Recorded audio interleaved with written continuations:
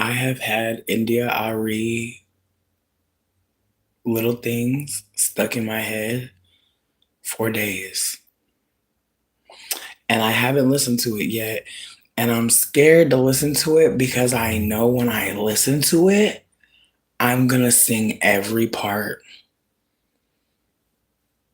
I'm going to sing every part. Sure am. One thing about me, bitch.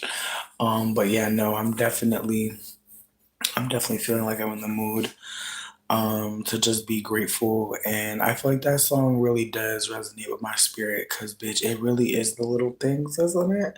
It's always the little things.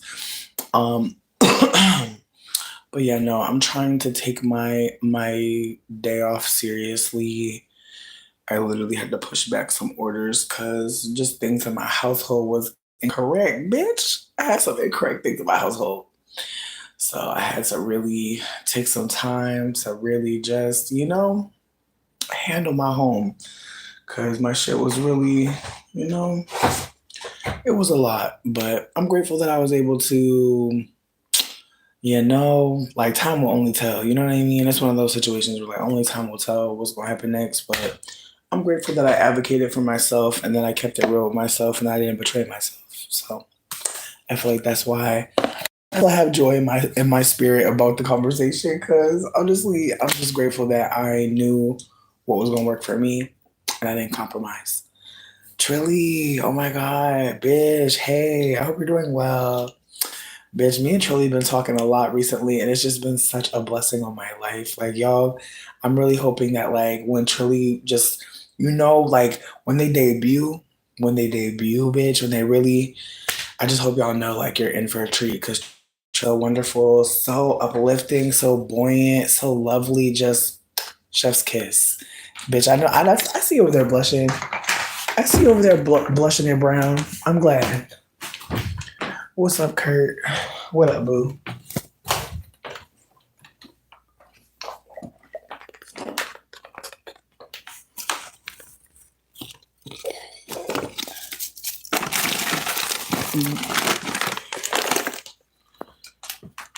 Um, hey, I promise you, Tay, I am just wearing a black motherfucking tank top, and there's just something about a black tank top and a high neck. It's giving reporter. It's giving I have a career, perhaps. It's giving I drink iced tea at the bar. But Sierra, I hope everyone's well. I need to get some fucking water desperately, bitch. I'm dehydrated as fuck. I ate a grapefruit thinking it was gonna save my life. Didn't work out like that. Didn't work out like that. I shouldn't have sucked the dick for free. You feel me? That's how I feel. The rent's due. Oh my god. I miss her. I hope she's doing well. Honestly, that video makes me laugh every time. Marie, hey B. I hope all are well. Now don't judge me. Don't judge me too bad. Cause I gotta move some stuff out my sink so I can get some water. Don't judge me too. It's a lot going on. Don't judge me now. Cause I can't see your dishes. Sure can't. I can't see that stove. Sure can't. I'm not gonna talk about it. I'm being quiet. I can't see that burner. I can't see them coils. Be smoking and popping and shit. Me too. Me too. Me too. uh, no, for real.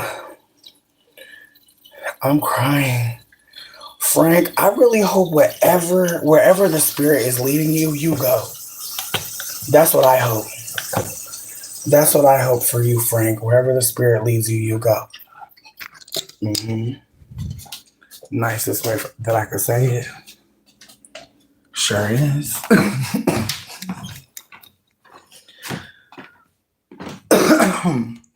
Not Danny Diorio. That is so cute. I'm actually about to use that as my drag name. Thank you so much. I've been struggling with trying to figure out what my drag name's gonna be. Y'all just help me.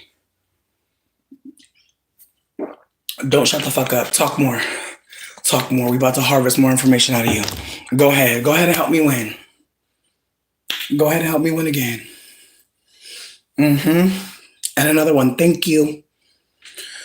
Um, Not the braids is turning you on. I'm crying. Bitch, I fucking hate these braids at this point.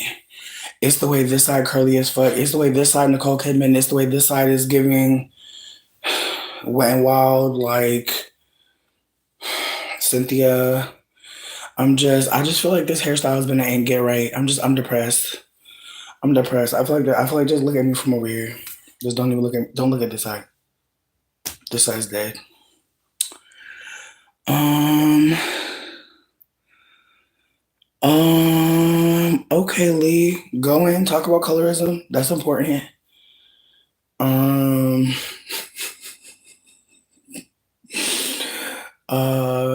Trilly, Trilly. I don't know what they're. I just feel like there hasn't been good fat jokes in a while. I feel like I tell y'all that every time they start up. I just want to say it one more time. I'm an elder. I'm an old lady. I eat bread and sit on the porch and watch people all day, bitch. A bird is my best friend. I promise you. I grew up in an age where people call people Titanic at Big Mama's house. There hasn't been a good fat joke in a while. There just hasn't. Mm. No, you definitely got to get them up out of here. Angel gotta go. Frank gotta go. We gotta release the hounds on them all, bitch. We gotta release the hounds on them all, bitch. Listen, these blonde pieces are ruining my life. Like, bitch, it's the way my phone keeps on showing me pictures of me when I have like the black Marley twist. And I'm like, bitch, it's the way I just bleached my hair, bitch. I literally just lifted the black from the last time I had black. I'm really sick. But there's a part of me that feels like I don't have to stop my journey. I just have to do crochet locks when I do the Marleys. I can keep bleaching my hair orange. That's fine. But I have to consider I have a dark root.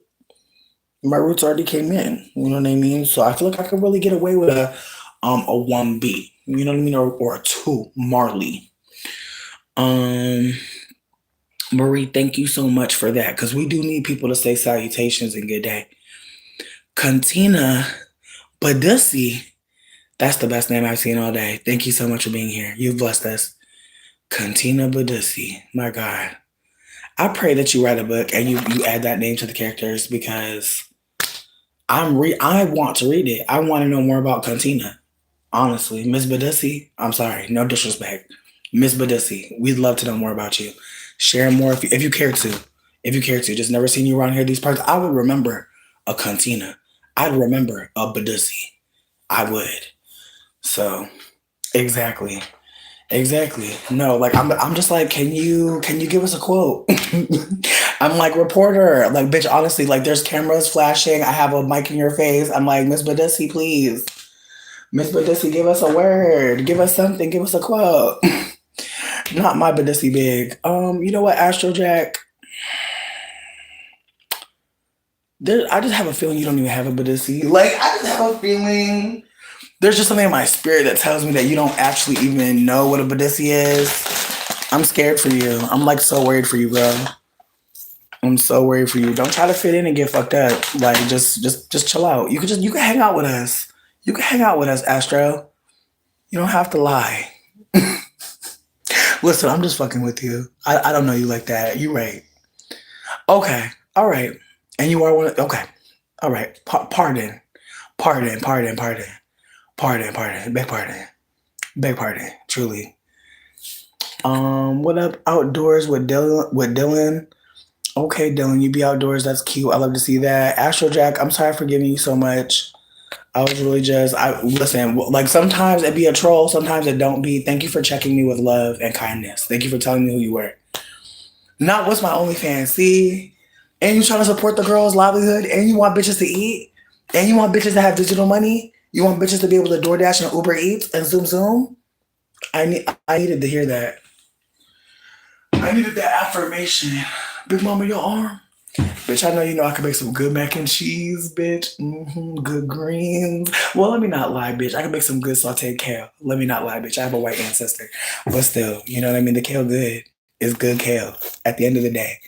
I know you're looking at me crazy. The way I make it, look up Olive Garden, Zuppa Toscana. That's how my kale be. If you know, you know, bitch. If you know about Zuppa Toscana, if you know about Zuppa Toscana, yes, bitch. Nine, how you doing, boo? Now you can smack down some greens. Nine, I'm so glad you're here, babes, because baby, it's the way that I am literally on a break till tomorrow.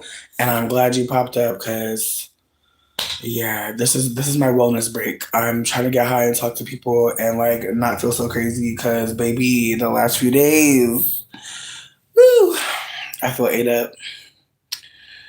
Heard you. The new movie Centers. I actually wanted to see it today, but Dane fucked around and had to go take a fucking nap, and so we can't go see it today. And I want to fight, honestly. Like I low key want to just put the camera somewhere and just show y'all me beating him up, but that would just be toxic, obviously. So I'm gonna just beat him up in private later. I'm joking. But anyways, what I was trying to say though is I want to see the movie because it looks funny as fuck. Like it looks hilarious. Also, all the discourse about it has been really beautiful, but also ooh, bitch, the way people are talking about Rose, and I'm not trying to do a spoiler, I'm just trying to acknowledge that like there is a character in the show who is white passing and has some black ancestry very distantly or distant. Very distant. But the girls are fighting and it's awkward because there were a couple moments where there were people saying things like Octoroon, talking about Rosa Octoroon, and I'm like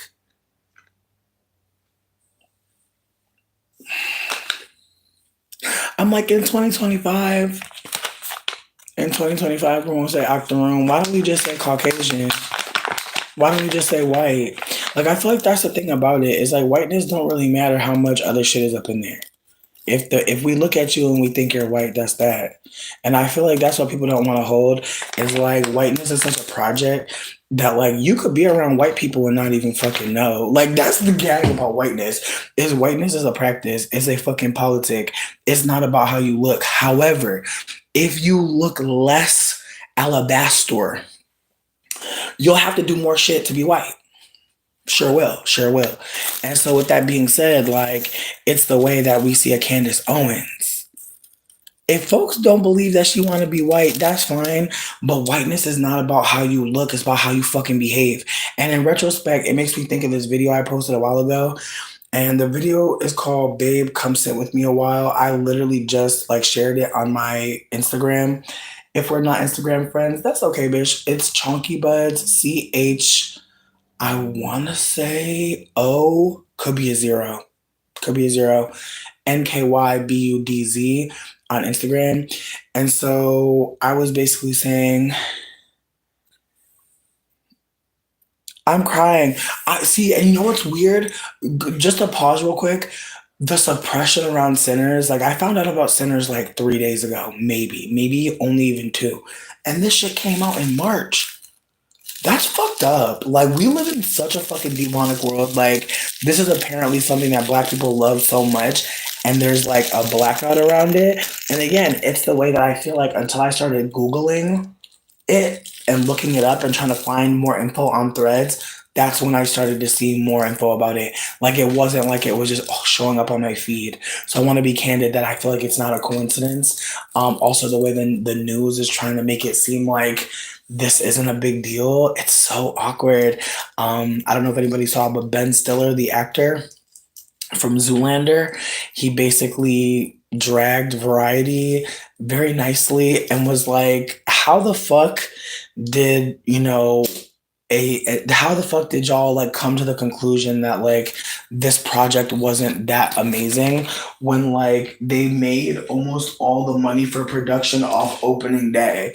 Like they were 30 million short from opening day, but also saying something like that while black folks are actively promoting and talking about it so fervently online. And again, it's just the way that like a white person can say something and everybody can all of a sudden see what's happening for real. And so people are really loving on Mr. Ben Stiller today.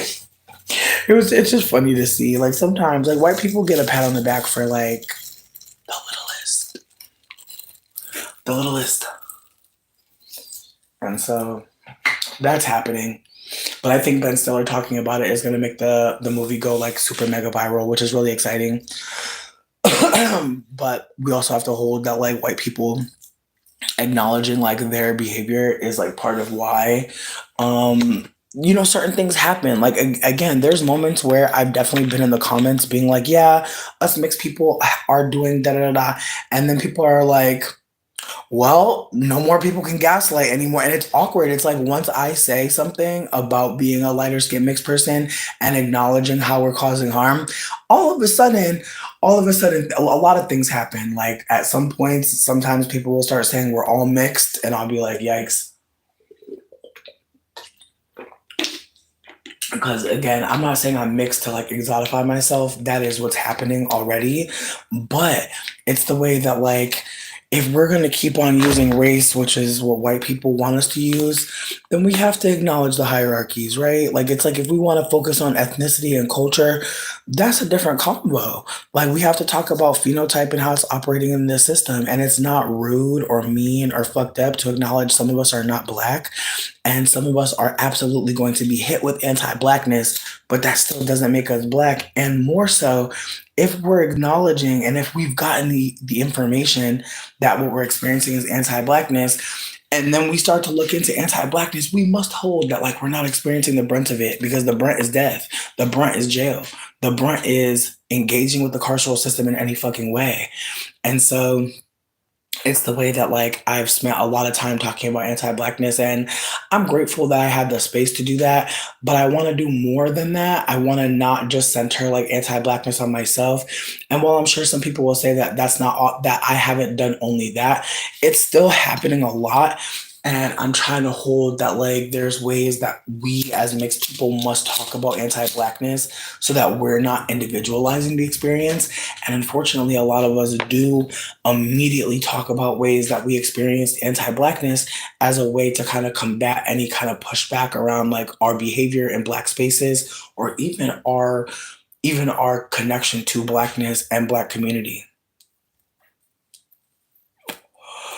I say all this to say that like the conversation around sinners is very fascinating, because there are people saying things about one of the white passing characters being a op, and this non-black character being an op, and just the ways that black folks are acknowledging the ops around the community that were benefiting, that have benefited, that still benefit.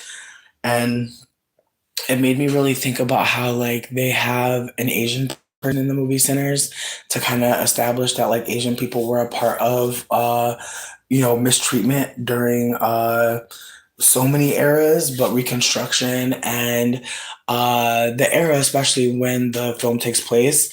And there are a lot of Asian people popping out right now and acknowledging how Asian people have preyed on the black community, and the ways that even now, like, there's so many like Chinese folks being like, hey, fuck the tariffs, come to China, which, let's be real, you leave America right now and go to China, sweetie, you think you're gonna be able to come back? Like, no shade, no shade.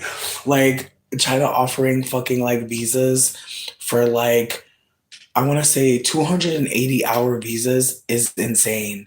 Like offering a visa to shop in the middle of a global pandemic, in the middle of a global pandemic, in the middle of fucking financial, civil, fucking white supremacy unrest. Like it's insane when you really think about how China's maneuvering. And it's the ways that so many of us are like excited for China, but it's like, sweetie, like finding out that there are so many folks, and again, this is not me to be on some like anti-Chinese sentiment. It's more that I'm trying to acknowledge that like there's more at stake than like tariffs. Like apparently Chinese folk own a lot of tax liens. And one thing I've been hearing about and been learning about is that in America, if you buy something, right, and you have like a mortgage, a lease, a contract of payment, and you can't pay, they will put a lien on your home. They will put something on your home. They'll put an extra charge on your home. They'll put a timeline for you to get this charge paid, because if that's not possible, then you can't possibly keep this home. And unfortunately, at that point, I'm learning that there are so many folks in China who are the main owners of tax liens. And here's the thing about tax liens: tax liens can be on your house, on your car, on your property, not just the physical home, but the land around it. And so, land tax liens, the number one holder outside of people in America, is Chinese government, bitch. And again, this is not me trying to say fuck China, because I know we own a lot of stuff from them. But I feel like there's ways that like the masters are mastering in this moment, and it's so obvious at this point. But at the time, I'm laughing. I'm thinking it's so funny. I'm like, yeah, Chinese American, or yeah, like China, get your stuff. Like, yeah, sell us your goods cheap, and like help us like still maintain our consumption in the midst of all of this unrest and all this stuff happening. But also like not considering that like a lot of us are losing houses, losing land, losing a lot of things. And it's like, what is that? What happens after that? You know? Like, what is the outcome of living under, the owners of land that are not American? And this is not me trying to make it seem like the American landowners are good people. They're not. This is me trying to offer that, like, after white people were chased out of Africa, Chinese folk were welcomed with open arms. What are they doing in Africa that's different? I know some folks don't want to talk about this convo, but it is one that worth talking about, because, again, it acknowledges that, like, anti-blackness takes help, that there are so many of us non-black people who have caused harm to black people. And so, as someone that's caused harm to the black community, I want to be candid that, like, I do pay attention to, like, who else is doing that too, and trying to hold space for the fact that, like, while I didn't always have information and that's part of why I was causing harm, there are folks out here who are not bothering to get the information, not bothering to ask more questions. And again, it's the ways that, like, we're not going to always see we're not going to always see the oppressor, because they're not going to always be white. Like, that's the thing about it. It's like people will really see some of my old content and think I had a lot to share. And unfortunately, I was very misinformed and extremely privileged. And that's a recipe for disaster. And being able to acknowledge that sets me free from the expectation to be something that I really wasn't. And so I want to hold that, like, there are people out there who they're trapped in their own mind around like what their behavior should be or could be, and they're not taking a moment to listen to people who are being harmed by the behavior, and are not taking a moment to consider that, like, folks have been talking for so long. You're late, and you could catch up. You could actually start catching up immediately, anytime. And so I feel like that's another layer to this, is that I don't want anyone to think that it's like too late for you. You've done too much harm. Like, if you think that you've done too much harm, how can you start to address that? Like, what does it look like to move from that reality that you feel like you've done way too much harm? How do you do way too much good? How do you show up way too abundantly in a way that is, as a safer person to be around? Just consider that. I'm not offering that like it's gonna be easy. It ain't. But fuck easy. Like, what's possible? Like, I feel like, let's consider that. Like, do you think it's possible? And as much as like I be wanting to see it for everybody, like, let's just be fucking real. Like, it takes a level of like caring that you're causing harm to like want to shift your behavior. Like, you have to actually acknowledge that, like, you did cause harm. That right there is a lot for some people. Some people can't sit with the shame of knowing that they did harm. And I acknowledge that, like, there are times where like I've done things and I'm like, but I feel like it's the way that like your conscience be eating at you, your energy be off, and you be knowing that like you have an apology, that you have something to say that's more than I'm sorry. And so, again, I say all this to say that I know I be rambling. I know I be saying a lot of fucking things, but I am trying to pay attention, because it does feel like we're in a time where it's hard to see who the oppressor is. And it could be you. You know what I mean? Like, you could be operating as the oppressor. And I say that to myself, like, me to me. Like, it could be you. Like, you could be seeing yourself as the harm doer. And what will you do next? Like some of us will cause harm and then think that we gotta disappear. And maybe that is helpful, but maybe not forever. And also maybe not like in a way that makes you, afraid to like be honest about what you've done. I think that that's the most important thing is that we're not going to always be feeling good about our behavior, but can we speak on it with like care and compassion for ourselves? Like, where were we coming from? I'm not saying as your explanation to anyone that you hurt. I'm saying for yourself. You have to tell yourself the story of why the fuck you did what you did. You have to talk about it because sometimes people will just be sitting in a loop, just shitting on themselves. And I invite you to hold your hand through all the harm you've caused. Like, I really do because it's not like it goes away. It's not like it's erased, but we do have to learn how to sit with it so that we can get through the fucking day. And some of us are really good at being bullies to ourselves. And I speak from my own experience. Like I've definitely been so mean to myself that like I don't really think anyone could ever say anything that's gonna truly hurt me or break me down because I've really thought some of the worst things. And it's caused me to even run away from my own thoughts. And so I say this as your elder. I say this as someone who never thought about being 35 years old, never thought I would actually live this long. Kind of didn't see me hitting 30, kind of didn't see me making it past college, kind of didn't see me making it past childhood. So there's a part of me that feels like if I feel like I went through something and I want to share it, I'm going to do it because you really never know who's younger and really needs to hear this. And the elders are addicted to drugs, addicted to their phone, addicted to that shitty job that they hate and they come home and they don't want to talk to nobody because they hate their whole fucking life and they don't really hate you, they hate themselves, but it don't matter, it feels like they hate you. So with that being said, like I'm trying to come from a space of like I know what it's like to sit in a house and wonder when your mom is gonna show up, like when the elders are gonna like love you and like care for you appropriately. Like I really have gone through that. So I know what it's like to really wonder like what's going on. Like why am I not getting it? And it was never you, friend. I promise you, a lot of our elders didn't get a lot of love themselves. So them trying to give it to you, I hate to say this, but some of us didn't get love because it would have betrayed our parents because they didn't get it. So how the fuck could they give you something they didn't get? Can you imagine like you didn't get a birthday party, but you trying to give one to your baby?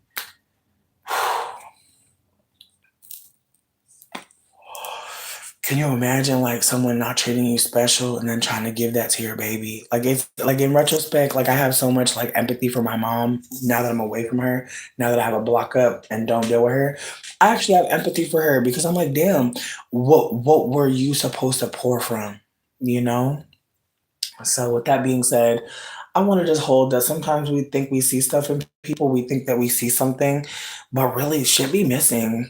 Like and I feel like that's the most tragic thing is we'll look at somebody lashing out and think that they are evil or they have a mean spirit and really they didn't get enough love and that's where they're pouring from, empty dusty cup. It's fucked up, but it's true. The more love I get in my life, the more people that treat me good, the more right relationships I'm in, the more I can't possibly give someone dust. I don't have that. I'm not trying to be rude. I'm just saying, like, you really can't give people dusty, shitty energy unless that's what you have. And so, folks be really thinking it's them. Like, oh, I did something. No, that's what they have. Like, that's what they have. Some of us, we be around people and we feel so loved, so warm, so cared for, so nurtured, so nourished. That's what that person has. That's why you have it too now. They're sharing it with you. I just want us to consider like some of these good vibes you're getting from people, bitch, they work for that. They work to give you that. I promise you. I promise you. I had to tell somebody recently, like, I know how to be unhinged and toxic. Like, I actually learned that first. So I'm choosing how I'm behaving. I'm choosing how loving I am. I'm choosing to be loving. I'm choosing love. Like, I could choose something different. I know I could. But if you require me to choose something different to be around you, I have to get away from you because I don't want to change myself. I don't want to be something else. Like, I don't want to be transformed by your dust and become dusty by association and start to feel like, oh well, that's just acceptable. No, I can't accept your dust. I can't. And again, it's the way that people really want you to accept like shitty ass energy, weird energy, untrustworthy energy. And it's like, hmm. Because again, is that what you're accepting? Is that what you think is going to take? Is that what you think it requires? People just be telling you what the fuck they've been going through a lot of times, and they'll be trying to see like you gonna take what I took, and then if you don't, sweetie, that's a whole nother fight. Now you think you better than them, and it's not about being better. It's just like, sweetie, I'm tired of taking dust. I'm tired of the dust. It's been too much dust. Like it's been way too much dust. Like I'm tired. And again, people will take your tiredness, they'll take your wariness, they'll take your discernment as you trying to posture above them. And it's like, no, sweets, I promise you, I really just don't want to get hurt no more. And again, some people really can't see why you think you get to choose this shit. And again, it's the way some of us are getting ate up as a standard. Some people really don't understand why you won't just shut the fuck up and let them destroy you too. Like that's just what life is, right? Getting destroyed, getting ate up, getting used. Like some people are literally invested, but also some people are also being set a standard for. And so I want to just hold that, like, as I said, we be thinking people are this and that, but they be missing shit. There's stuff not inside. There's cups and wells not full. It's genuinely not an abundance of something. It is actually a lack.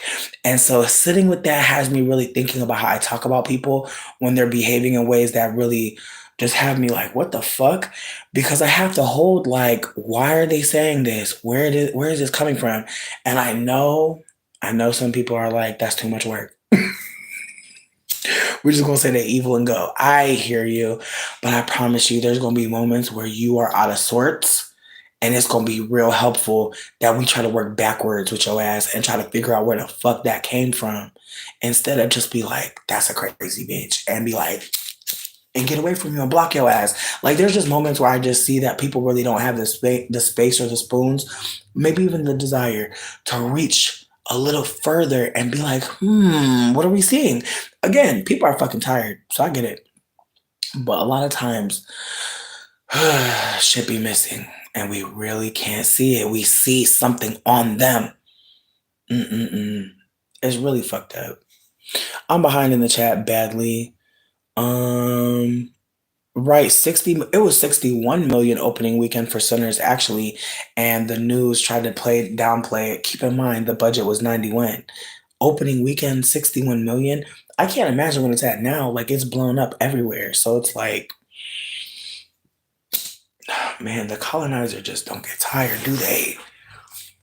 A lie do not mind who tell it.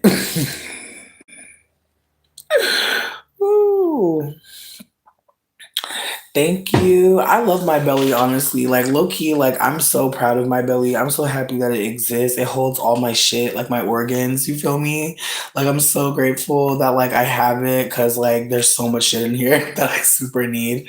And I'm glad that it exists. Um see Marie only hearing about Sinners a few days ago. That's wild. It's been out since last month. Ben Stiller isn't in the movie. I don't think. I could be wrong. Someone correct me if I'm wrong. I don't think he's in the movie. I think he just like dragged Variety magazine for making up for basically trying to like downplay the success of a black film. Like that's really what it was, it seems. Um you saying you miss Ben Stiller, you're adorable. I love you, Rain. Thank you for sharing with me. Thank you, Marie. Mm.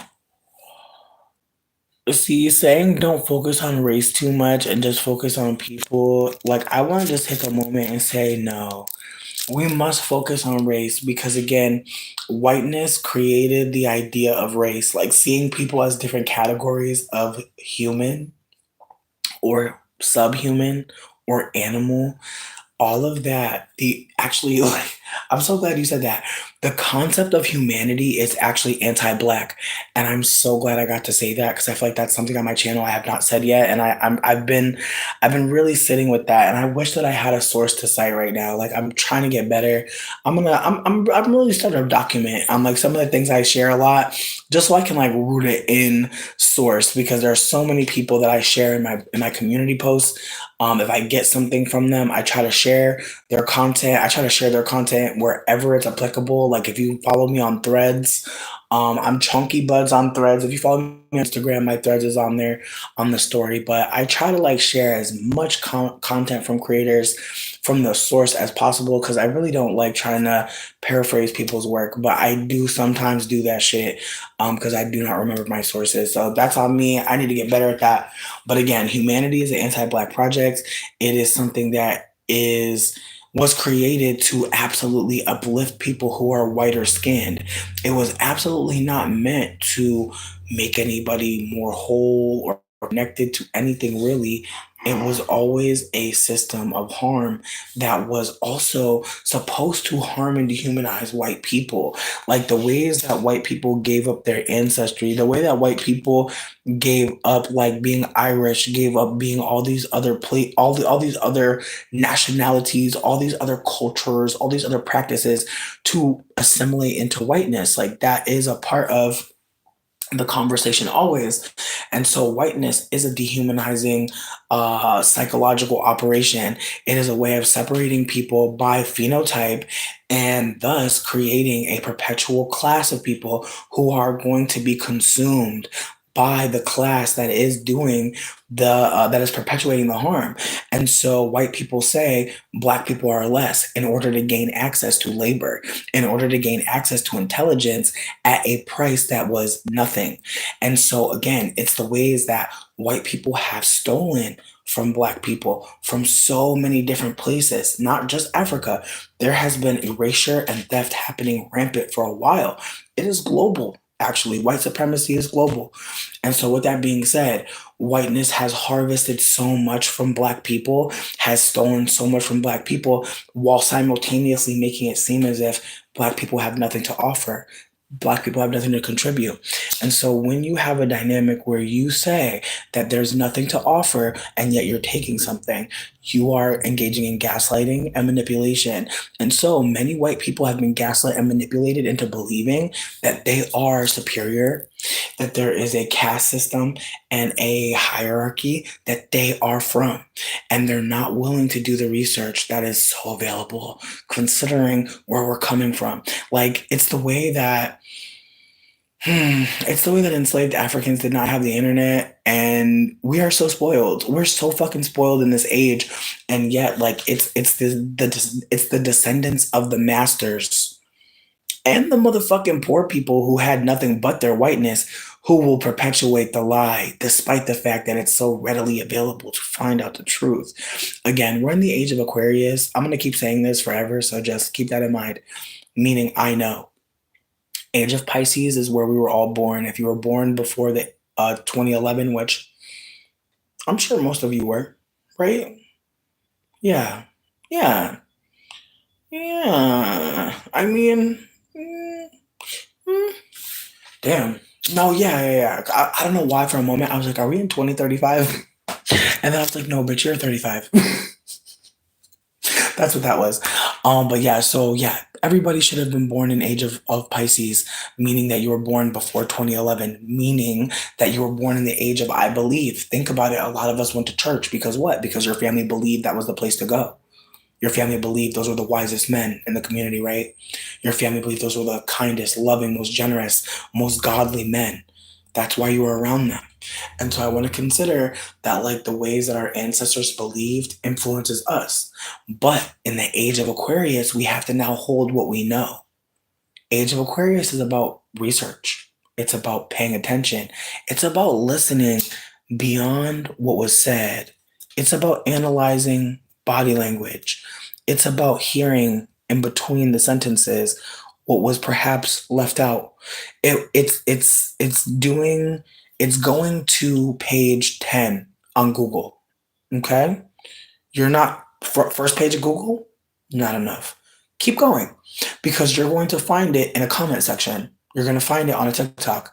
You're going to find it written in a book that it's you've got to go on eBay to find it. You've got to go somewhere very deep to find it. Again, you're not going to find it right in front of your nose because again, we're born in age of Pisces.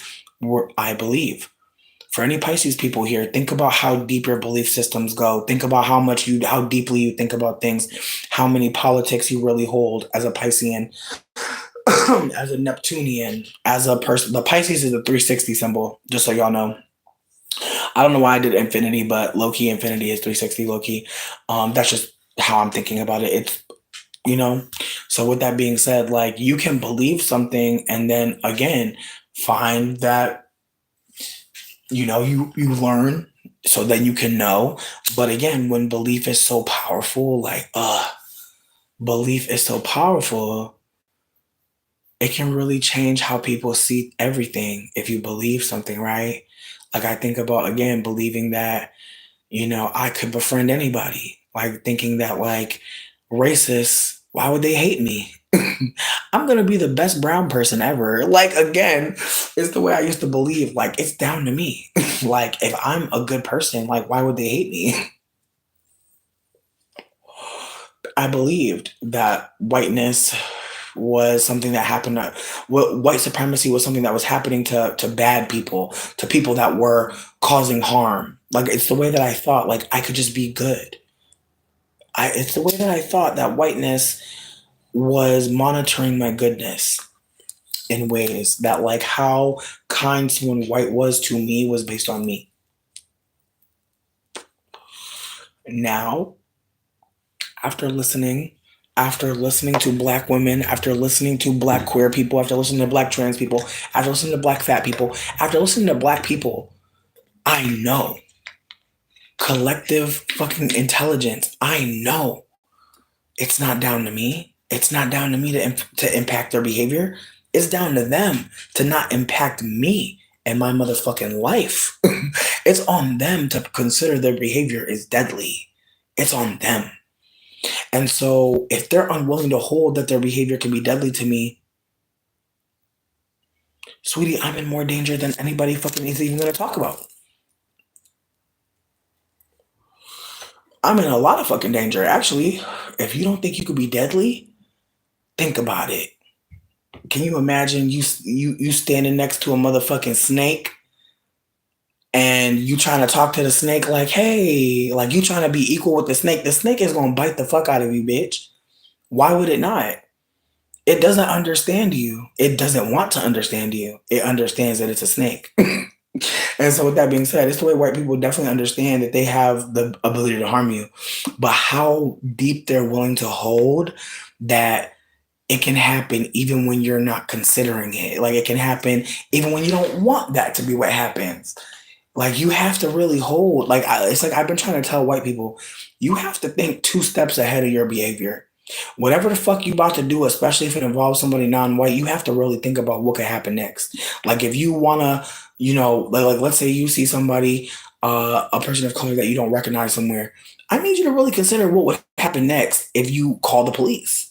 I need you to think if the cops come, what next? I need you to think beyond what the fuck you want to do. Because again, if you're not thinking beyond what the fuck your desire is, your intention, you may miss the impact of your fucking behavior. And not only that, you may miss the moment for you to say, whoa, and this is something to talk about because again, it's the ways that I'll have moments with myself. Like I've shared this before.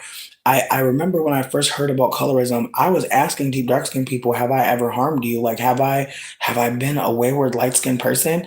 And it's the way not one of them were willing to be candid with me because again, it's the way right now, you know what I mean? Right now, like this is a moment. None of them were willing to take on that motherfucking risk because again, being honest in our society can be a risk. Being kind to people, being sharing intelligence with people can really have you out here hurt. And so with that being said, if any of them would have said yes, what would I have done next? I didn't know. I have to think two steps beyond what the fuck I want to do or what I want to say because again, it's the way that my privilege will really have me thinking this is a good idea. Think about it. Think beyond that first idea. What happens next? And then what happens after that? Because again, it's the ways that when you have privilege, you'll really have so many ideas listening to the oppressed. I'm trying not to harvest the experience or the information and use it in a way that's harmful in this meta weird way. I'm trying to hold that, like, I don't fucking know anything and I need to keep on listening. And while I'm listening, I'm trying to operate as if, I know. But at the same time, when I say I know, what I mean is I'm listening, I'm hearing, and I'm trying to say I know less because again, I'll never know what colorism is, and or rather, I'll never know how colorist I can be, and I'll never know how much I've impacted people in the past with my behavior. And so I'm trying to stay in the space of offering what I've heard. I'm trying to stay in the space of uplifting what I've heard so that if anybody ever considers a moment that they want to uplift to me, they'll perhaps know that I'm interested, that I want to hear it, that I want to know, but at the same time, that it's not their job to be trying to, you know, tell every light skinned person, like, don't do this, don't do that. Like, we need to be listening to what we've already done to inform how we move forward. And so, again, I'm trying to be the lighter skinned elder who says, hey, I fucked up. Hey, I did some weird ass shit. Hey, I've caused harm. So that maybe we can consider in the future there's ways we can be causing harm and be seemingly well meaning. And also consider that, like, whatever the fuck you think you mean, even if you think it's well, that don't matter. We have to consider the impact of our behavior. And again, if I want white people to operate better, I have to also look at myself because it's the way that I have adjacency to whiteness. It's the way that I have white ancestors and a white mama. It's the way that whiteness has absolutely privileged me in ways that I didn't even see. Even the ways that I was brought into a church and taught how to be regulated and sit for a long fucking time. The ways that, like, I knew if I don't fucking behave, I'm getting beat. The ways that they beat me and regulated me and socialized me into pain and knowing how to fucking sit around white people and talk to white people and make them feel safe, that is a part of the fucking socialization that a lot of us get. And again, that's privilege. As much harm as that caused me, it's privilege to be able to know how to behave in the colonizer's world. And so as it collapses, many of us will have to shift our behavior. Many of us will be realizing that we have been harmed and that we have caused harm. Many of us will have to sit with the shame, but I hope that we don't think we have to sit with it alone. I hope we don't think that it's just a individualistic project. It's not. It's not. Like, yes, get a journal. Yes, talk about, the ways you've been impacting, but also talk about the ways that you're also grateful for the information. Like, I feel like that's one of the things I don't talk about enough is how much I'm grateful for Black women, like decentering mixed people in their spaces. Because again, it's the way that I thought I was a Black woman until I started listening to Black women, until I started listening to Black women who know good and goddamn well that there's no shifting out of this identity. It's the way that I was worried about self exotifying when there's no way to do that as a mixed person. I am mixed. That is an exotic identity in this country, in this world. People are seeing me as different, and I have to hold that. That's a privilege to be able to not be Black or to be seen as Black and a lot of us who are mixed really go down this rabbit hole of thinking that we're going through something so specifically fucked up, and we're not. We're actually getting like the runoff of the harm. We're actively being protected over Black people, and so when we do experience anti-Blackness, we are confused and we are harmed in a way, or we seem harmed in a way that is overt or more so than Black people. But it's the way that I be like, bitch, we did not die. And again, it's the way no one Black ever said that to me. It's the way nobody Black ever once took a moment to say, hey, there's people dying. Like, there's people that are going without in a way that you will really never understand. It's the way that that never happened. And I don't believe it's because folks were trying to be kind. I think I'm holding that, like, there's ways that I have responded, ways that I've seen other people who are lighter skinned and mixed respond to critiques, and to ways that people are trying to, offer intelligence, offer information that we're not gonna get because our family is ops, our elders are ops. And so we're not going to get all the information that we need. And this is not me saying that anybody Black needs to be our teacher. It's that there are Black people teaching. It's that this has already been happening, that the information is out there, and that a lot of us are missing it, unfortunately, because we are quantifying our mixedness, quantifying our Black ancestry, and not considering that we are not fractions of Blackness. We are whole mixed people. And while we're whole mixed people, we have to really listen to Black people and hold what they're saying, but not just hold it, share it. Go out of your way to make sure people hear what's being said by Black people. Don't just hear something really amazing and keep it to yourself. I've been really trying to figure out how to share more content, and I really want to invite folks this Sunday to come to a dinner party where we're just going to be watching content from Black folks that I think is amazing. I feel like I want to talk to the other folks in the group, of course, but I think that folks were saying that they wanted to listen and watch some things, and I think that's what makes sense to me this week is just trying to uplift like all of the folks that have helped and supported and have shaped like a lot of my politics, and I would literally be dead if they didn't exist. I feel like that's like the least crazy way I could say what I feel. Like I would not exist if they didn't exist, and it's so much deeper than like their content. It's the way that like Black folks are self-actualizing and sharing the gifts and the the good news with us, and we're missing it. There are so many people at work taking care of children, so many things that life will have you distracted by, which I understand, but there needs to be more information shared, like in a loving space and a space where we can talk more about it, where there's aftercare, where after something might be a little triggering, we can all decompress. It just needs to happen. And so there's a Discord called People Online Who Want to Talk. If you'd like to be added to it, you can just add me on Discord. My Discord is Yugi Ho, and the O in ho is a zero. So far, the space is extremely focused on, mutual aid, offering socialization efforts. We're sharing content with each other around music and art. It's a space that so far seems one that people have been wanting to have in real life, but we must, make it work in digital space. And I think we are. And so I want to just say that, like, if anybody wants to come into the space, I do want to be super candid that, like, there's been a desire uplifted to me by two other people that there's a desire for it to not, for us to not be accepting white people.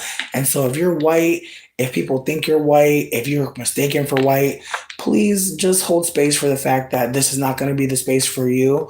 I'm not saying that there will never be a space for you. What I will say though is that there will be a desire for any white people who are not going to the space but who want to support still, even though they're not invited, to offer to buy people dinner because it is a dinner club. The whole idea is that it's one night a week where people will be able to, maybe kick back, relax, and hopefully with white support and non-black support, we're hoping to get people to support folks in the group, get them some grocery money, get them some DoorDash money. Like I feel like so far it's been super cute. There were a lot of people who were shared with this last dinner. And I'm really hoping that that continues because again, it's the way that like, all my needs were met and I was so grateful to be able to share with other folks and there were so many folks in the group who were grateful to share with other folks and it's the way that folks were not even at the dinner, we're trying to make sure that people had food. And so I want to hold that like I think about how radical it is that the Black Panthers were feeding people and making sure people ate because again, when you're protesting, when you're fighting back, food is very fucking important and they know that. That's why it's so fucking expensive for food right now. It's a strategic war effort. They're wanting to break you and it's fucked up. And I know that there are people out there feeling broken, but findhelp.org. It's localized, so you put in your zip code.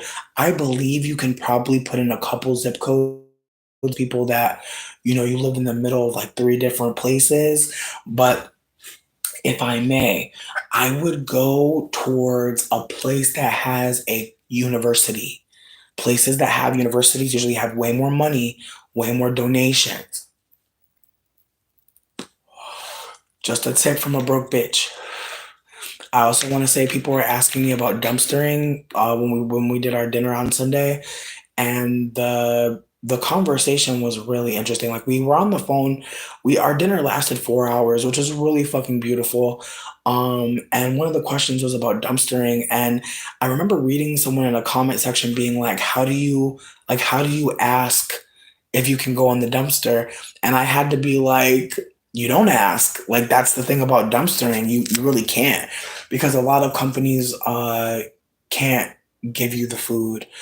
They actually can't even say yes that you can take their food. You actually have to engage in crime in order to steal food from a dumpster, which is hilarious. But if I may, I would check out Walmart dumpsters. I know we're not supporting them, but trust me, taking things out of their dumpster does not support them. If anything, you are getting over on them, and I'm so proud of you. But as I said in the group on Sunday, I remember one time we went to the dumpster and it was full of fried chicken. Another time we went to the dumpster, it was full of donuts. And you know, some places do spray their food, so do spray their dumpsters. So I want to be super candid that like you cannot go to every dumpster. However, I would check out Reddit. You might like I want to say there's like a R dumpstering. I could be fucking wrong. I could be lying, but I want to say at this point in colonization, I'm sure white people are reviewing dumpsters. I just have a feeling. If I'm wrong, I'm wrong, but I just have a feeling that if they were spraying shit, somebody white would tell us. Now, Whole Foods dumpster usually has a lock on it. I know. I know someone was thinking about it. I know. The thing about it though is some dumpsters are locked. Now, can you get in a locked dumpster? Absolutely. The thing about it though is putting that fucking rod back in the back. It is a bitch. So, just want to put that out there. If you do open a dumpster up from the back by pulling the rod out, getting that rod back in, you're going to need help. Bring a buddy. And honestly, if you go dumpstering by yourself, you're a brave bitch. I would not suggest, like, I don't care who you are, I would not suggest. Definitely have at least 3 people. I feel like 2 people, like, I feel like in my mind, and this is just from my own experience dumpster diving as a fat bitch, I was never the go on the dumpster girly. I was the girly that boosted bitches. I was a booster bitch. I boosted bitches into the dumpster. And I also helped bitches get out the dumpster because I'm a Hagridic hoe. I'm very big like Hagrid. Fuck J.K. Rowling. But I'm saying though, I'm a giantess, and so I could easily help. I could pluck a bitch out of a dumpster very easily. But with that being said, when you get that dumpster open, bitch, it might not be worth your time. Like that's another part of this. I feel like I told you Walmart because Walmart always got a dumpster full of something, bitch, and that's just what I've experienced. Now, did I go to the nice Walmart? No, there was no nice Walmart. It was the Walmart down in the, you know, I'm not trying to talk no shit. I'm just saying it wasn't the like. Is there ever a Walmart in a nice area? No shade, bitch. Like I feel like, and when I say nice area, what am I really even saying? What I'm trying to offer is the Walmart usually has something back there, but I feel like again, people know about the Walmart dumpster by now. So if you see somebody else at the dumpster etiquette, bitch, you move on. You do not wait. It's not like that. If you see somebody in the dumpster, let them go. Go to the other Walmart. If you see somebody, also, bitch, Target dumpster probably lovely right now. Bitch, they probably have to throw away a lot of stuff. You might actually want to go to Target dumpster, bitch, actually. But low key, I feel like they're lockers. I feel like they probably lock their shit. I would not be surprised if they lock their shit. But between me and you might be able to find something cute at a Target dumpster. But I'm getting off topic. There was no topic, but I was talking about a lot of things. But I did think it was important to mention because, again, I feel like whenever I start talking about poverty and being broke and needing fucking support and food, I just remember that there are resources out there. As I said, findhelp.org. I'm going to say this website till I die because honestly, I got so much support from this website. They're about to give a bitch a free dental, free medical. Like it's the way that like this center has so many resources. There's a farmer's market that has affordable fresh food. They do free food every day except for Tuesday. And then there's a spot that does free food on Tuesday, hot food, free hot food. Okay, they're cooking. So if you're hungry, you can just go get some food. So again, it's the way that there is just so much abundance, friends, out here. And I know some people might be feeling like they're in despair mode, but I would not give you no resource that ain't gonna work. I promise you. I would not waste your time like that. But there are people out here who are trying to donate to those organizations.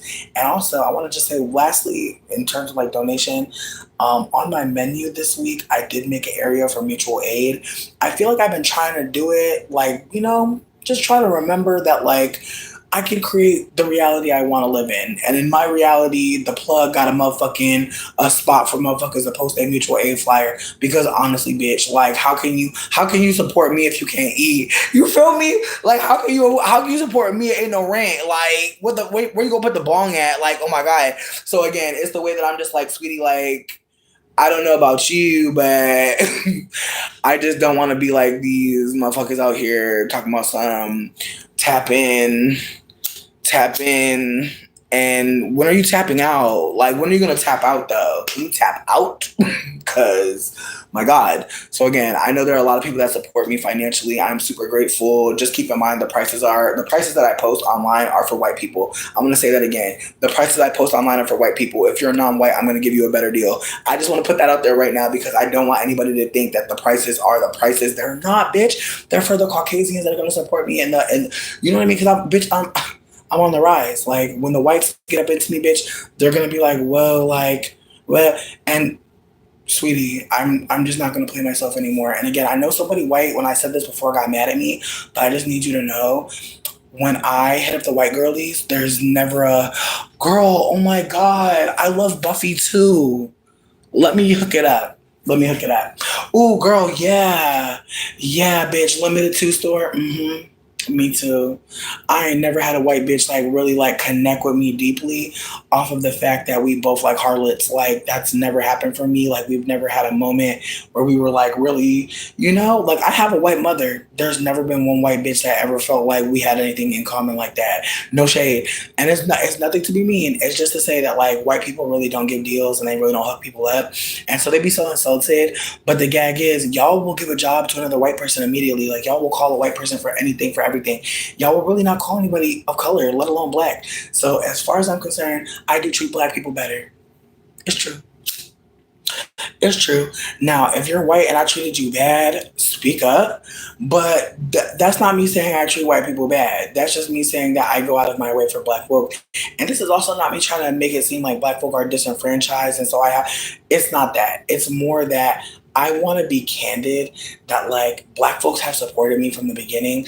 There were white people who popped up on me and don't get me wrong, some white people let me sleep in their house. They're not going to ever try to pull my card and make it seem like I owe them and I owe the white community a good review. Not at all. And so, like I said before, I don't feel no type of way about being candid with white people about the fact that you are going to pay more. Certainly, babe. Certainly. Certainly. Because again, it's the way that like anytime I ever went to a white person, first of all, bitch, it's the way white people never even sold me nothing. Like, sweetie, it's the way white people won't even sell you nothing. Like, bitch. I'm not gonna do too much, but it's just the way that like white people really don't support. And again, it's the way that like I've had a couple white people recently pop up on me and waste my time and play with me. And it's like, girl, where do they do this at? Again, it's the way I know some white people think that I'm racist or I hate them, but it's like really like y'all have a lot of inner hate, like y'all do. And so notice how many people left the fucking room when I said I treat black people better. Like notice again, it's the way that like they want to be treated better, and that's why they're mad. They're like, wait, I'm not gonna get treated better than black people? Like what? And it's like, no, you're not. And again, it's the way that I don't treat white people bad at all. But it's the way that I do out of my way for black people. I certainly fucking do. And I say it with a smile on my face because it's not to agitate you, but you're so agitated. And that is so sad. But I have to hold that like that's you. You feel a way about that. And so that is why I'll be taxing that ass because I need the money. I need the money from that ancestral rage and anger. I need that because I need to pour it into somebody's fucking pocket that really is not thinking about you. Like that's the thing that's so funny to me. It's like it's the way that white people are taking the moments where black people and people of color are being candid about white supremacy as like anti-white sentiment when it's like, girl, if folks really like it's the way that we're still so many of us still seeing whiteness as like a system, as a practice, as a behavior. Like there's still so many people who will still try to hold that there's some cool white people, and it's just like they don't even see like how much mercy and grace is really being bestowed upon them, and it's not fear. It's not. It's not apathy. Like they don't realize like how much people really don't think about them. Like, you're not a factor. And it's the way that your energy vampire vibes are just so on display. Again, I don't feel no way about talking about how much I want to be treating black folks better because I know that there are white people who will never say that they're treating white people better, but you know that they are. Sweetie, every job you go to, come on now. How they all get hired? Like, how they all get hired? Like, sweetie. Again, it's the way that they look out for each other. And so I want to make sure that I'm doing the same because it's the way that like I know in the past I said that I'm followed like by like 51% men, 49% women. I wasn't trying to be funny. I'm just being candid that it's motherfuckers is dudes in here. I'm just trying to be candid. It's men in here. But I know that the people who support me the most are black women and women women in general, but black women primarily. Even if there are other women here, we appreciate you. There have always been black women who have always reached out to me and showed up for me. And honestly, when I was homeless in a van with a white man driving all around the country trying not to die after his white mama done made us homeless, sweetie, it wasn't white people making sure my ass motherfucking didn't die. And keep in mind, it was their community that had me out here in the wilderness in a van. Sweetie, have you like, sweetie, I don't even talk about living in a van, but bitch, I lost my back strength living in a van. I literally lost the strength in my back. I could not even walk, bitch, because I was in the van depressed, sad, bitch, looking crazy. You think white bitches was checking on me? No. You think somebody white was like, man, our community's real fucked up. Like, let me make sure y'all are good. No, it was mostly black women, honestly. Black women, black queer people who are like, this is crazy as hell. Whatever I can do, whatever I can do, however I can uplift you. Again, it's the way that, like, even after I broke up with fucking Christopher, like, so many black folks were like, what, can we help you by yourself now? Like, happy that you got away from the white man, but what you trying to do next? Again, it's the way that white people are not asking me that. White people aren't trying to see what's going to happen next. Bitch, if anything, they're being nosy. If anything, they're being nosy. Like, what's going on over here? That's what they're doing. They're not sharing shit. And the white people that do share, bitch, I gotta ask them. Like, they so annoying with that. Like, I asked this white person to share my flyer. She was like, you can send me your flyer whenever you want. I'm like, why can't you just like go to my page and share it? Like, why do I gotta fucking go out my way? Like, bitch, I'm telling you I need support. What the fuck? But let me post a menu, bitches be like, oh, can I get a cheeseburger and a fry? Always. But can I get a share on a fucking flyer? Like, bitches see my bitches that bought from me, bitches that supported my business, like non-black people, saw me with an eviction notice on my door, bitch, and had the nerve to ghost me on a order. And I'm like, bitch, you know I'm literally about to be outside. And then I literally started dying laughing. I was like, damn, I was like, of course you didn't buy shit from me. Like, you literally watched me like go through an eviction and then like you literally didn't even say nothing. Like, not even a hey, like, are you okay? It's like, whoa. Like, that is wild as fuck. Like, to think about like supporting people and like, again, I'm not trying to make it seem like I do the most, but bitch, I try my best at my job. I'm not gonna say I'm perfect, certainly fucking not. But I try my best to like focus on harm reduction, focus on how I can get the best prices, focus on how I can support people. I definitely do that. But with that also being said, it's the way that like I just feel like there's moments where people try to diminish me or downplay me, and it's like, damn, like I'm trying my best, like I'm really doing as much as I can. But I feel like folks forget, like I didn't like pick this as a job in the beginning. I literally started doing this in a van. Like someone hit me the day I was homeless, the day his mama kicked us out. I'm literally like, I had just posted some mushrooms a homegirl just gave me because I had gone to Detroit like earlier last week or the week before. So I literally have a bunch of mushrooms about to be homeless. Literally not even about to. I'm homeless. I'm in a van. Happened very quickly. And then all of a sudden somebody popped up on me being like, hey, can you help me get some shroom? I was like, absolutely, immediately. I went and bought a scale that day, bitch. Like I was like, and my friend truly was like, bitch, when I seen you as the plug, I was like, bitch, what? And I was like, girl, I was like, I'll sell crack to fucking survive. I don't give a fuck what I gotta sell. I'll sell anything, bitch. It's the way that I was motherfucking, it's the way I was selling belly pics. It's the way I was, bitch, it's the way I was laying like this, eating a hamburger, fucking up this chair. Like, Getting motherfuckers to send me some money, bitch. I will do anything to fucking survive, bitch. I'm a roach. I don't give a fuck what anybody thinks about me. I don't give a shit. I'm poor as hell. Like, I will do anything to not die. Like, I don't care. And so, again, it's the way that I'm in a van with a white man driving to God knows where, bitch. And again, it's the way that in retrospect, I'm like, man, this white man wanted a vacation. Like, why did he have a master's degree and didn't get a job? Like, does that make sense to you? Like, why were we driving in a van for years? Huh? Like, it's the way that I never even asked him to get a job, bitch. Like, it's the way I didn't even know how to even say that to him. It's the way that, like, he was so traumatized by his mama making us homeless that I was like, I guess this is our life now. Like, his brain is broken. All he can do is scroll TikTok and fucking cry. It's the way that I had to just accept, like, this is my life now, I guess. So yeah, I'm gonna fuck up at this job sometimes because bitch, I didn't really choose this shit. Like I love plant medicine and the job is a blessing. But baby, I started this shit in a van, bitch. I started this shit laying in a van in the fucking summertime, bitch. And at first it was fun. At first it was like, well, we're outside. We could go camping. At first, we're trying to make the most of it, but sweetie, when winter hits and you're sleeping in a van, Jesus fucking Christ, like that shit is scary as hell. So yeah, I started this shit out of survival. I'm sorry to anybody who's annoyed by me taking breaks and delays. It's not always me choosing it. Like there have been moments where I was in the hospital. There have been moments where somebody had robbed me.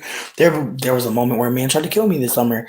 And again, I've talked about that before. There's a video called like trigger warning for I almost didn't come back. I think at this point it happened in June. It happened like the end of June. And I was locked out of my account because bitch the man done broke my damn phones in the middle of attempting to kill me. So I couldn't even update y'all. So by the time I got into the account, I was like, well, hey. Again, it's the way that I've had a lot of things happen and unfold, and I've been trying my motherfucking best. If people don't believe that, that's okay. I'm okay with people not thinking I'm trying my best. Because it's not gonna look like I'm not about to be crying and screaming and carrying on. I'm not about to be doing none of that, bitch. I'm about to actually just like soak my damn feet, get a CBD bath bomb, and fucking regroup and say sorry and give motherfuckers some extra shit for the fucking delay. Like that's really my strategy. It's been working. If people hate it, please tell me. Please tell me how to improve. I definitely want to get better. Don't want to stay stagnant. That's not the energy. I'm just trying to be candid about why the shit has been fucking wild.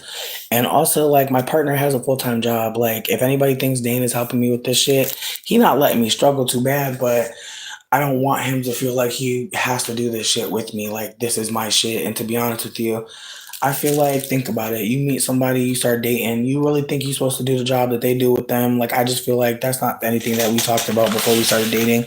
Like I'm grateful for all the support he offers me, but I don't ever want to make it seem like our relationship is contingent on you helping me. Like no, like he helps me a lot, but he don't got to do what I do.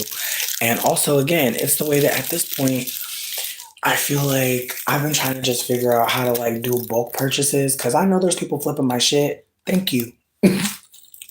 Very grateful. You ain't gotta tell me shit. Have fun. I don't care. If you need a better bulk buy, hit me up. But yeah, no, I'm not a hater. I really don't. I'm not trying to be the king of this shit. I'm not trying to do propane and propane accessories, bitch. I'm not trying to be king of the hill, promise. I'm literally just trying not to die. If you're there too, hit me up. Cause it's the way that like sweetie, it's the way that I'm so grateful. But yeah, I just don't know how the fuck we're all doing it. Like that's really where I'm at. I don't know how the fuck we're all surviving through this personally. But anyways, yeah, let's just chat. Um Marie, talk more about your similar path with yourself. I'm definitely wanting to hear more. Um, ooh, were you talking about with the bullying yourself? I appreciate that. Hey, Ren, I'm crying. I'm crying at Bookiana. You're so cute. Not the well is dry. I'm crying. Beautiful gift. You're so cute. Thank you for being here. Not, I want water. I want the ocean. Okay, Marie. I was so behind in the chat. Ooh, Triple A mommy. Not everybody worth that. You're not wrong. Ooh, you're going to see Center 10 times, bitch. Take me a couple times with you. I'll get the snacks, bitch. Listen, we can sneak some food in. Let me know. Let me know, cause I'll put something under my back for us. Let me know, friend. Cause listen, that hamburger we got the other day, that shit was busting. Like if I could eat a hamburger during a movie, cause I ain't never did that shit before. But I'm trying to like live my best fat life. Like I'm low key trying to bring some chicken tenders into the movie because I'm not paying no $30 chicken tender fee. Cause it's IMAX. They charge extra at the IMAX. The IMAX chicken tender? Jesus Christ. You would think they got that shit off a motherfucking a pheasant. You would really think it was some sort of phoenix that they had fried up. Good God. Mm-mm. And if it's dry, I'm gonna fucking cuss people out. I already know. Cause I'm getting real tired of getting nasty chicken. It's not that hard to cook. Like I'm getting angry. It's like if you can't fry chicken, bitch, don't try. Like just please stop. Like there's nothing more angering. Like you ever just bite into some chicken and it's mostly crust? Yeah. That's how I look when I bite into yeah, that's how I be. Disgusted. I like the crispity crunchity. I do. But why is it all that? Why is it all that? Like why is the chicken hurting my mouth? Why is there no juiciness? It's weird. I'm just tired of the chickens that they're serving us. Truly, you're the shit. Thank you. What up, Jacob? 1999. Hey, thank you, Dia. Hey, Dia, I seen you in the in my story earlier. I'm glad to see you again. I hope you're having a good day. Kyle, thank you so much. Kyle, you are a bad bitch. Um, I'm crying. Mvita, are you asking about Miss what's her name? Somebody help me. Somebody help me. Diana Ross' daughter. Somebody know her name. I'm blanking on it. it's no disrespect. I really am not trying to play with her. I see her in my head. I swear. I swear I see her in my head. But I'm blanking on her name. Mvira, I appreciate you for even asking. Um, you love dumpster diving? Hey, tell me more. You were a car bitch. I'm crying. Right, because if you don't have anyone now, you stuck in the dumpster, busting your ass trying to get out. I'm crying. No, yeah, don't get stuck in the dumpster, bitch, for real. Cause that's tragic. Like for real. Cause like they will call the cops on you, sweetie. And like, I'm so sorry to tell you this, but if they have to pull you out the dumpster to put you in the cop car, that just seems like a core memory. Like I feel like etched in the hippocampus. Like I just feel like you're never forgetting that one. Honestly, like flashback forever, like nausea. Like I'm so sorry. Don't like go with friends for real. Like don't. And if you're not a nimble bitch, like just know yourself. Because in the beginning, I thought like I was like, oh, I'm gonna just jump in and, sweetie. I've never jumped into anything. I really need to calm down. And I really was like trying to scale it. And bitches was just watching me like, girl, just stay where you are. Like just help hoes get in and out. Like, we don't need that. Like, please. Like they're just like, girl, they're like just do a power stance and just help bitches. Cause I was really like, cause again, I don't know how to do that. So I'm running into it. I'm lifting up a leg. I'm kicking the fucking dumpster. They're like, sweetie. They're like no one's hoisting you up. Like that's why we didn't invite you for that. We didn't invite you to be the one to go on the dumpster. We invite you because if you go like this, bitches could jump off your back into the fucking dumpster and then jump back out. You know what I mean? And that was what I was invited for, to be the soft back landing. Honestly, I'm not mad because they worked. It was smart. You know what I mean? It did work. We got a lot of food. But again, I know who I am.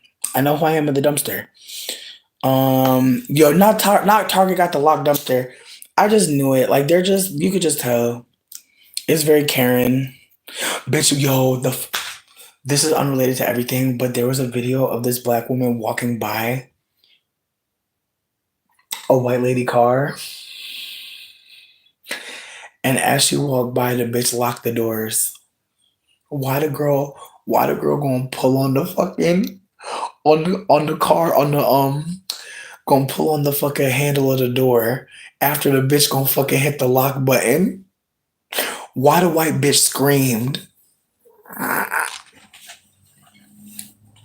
Bitch walked away like, that shit threw me. I was like, bitch, It's the way I'll be zigzagging out that fucking parking lot because you know Mary Sue calling the ball them boys.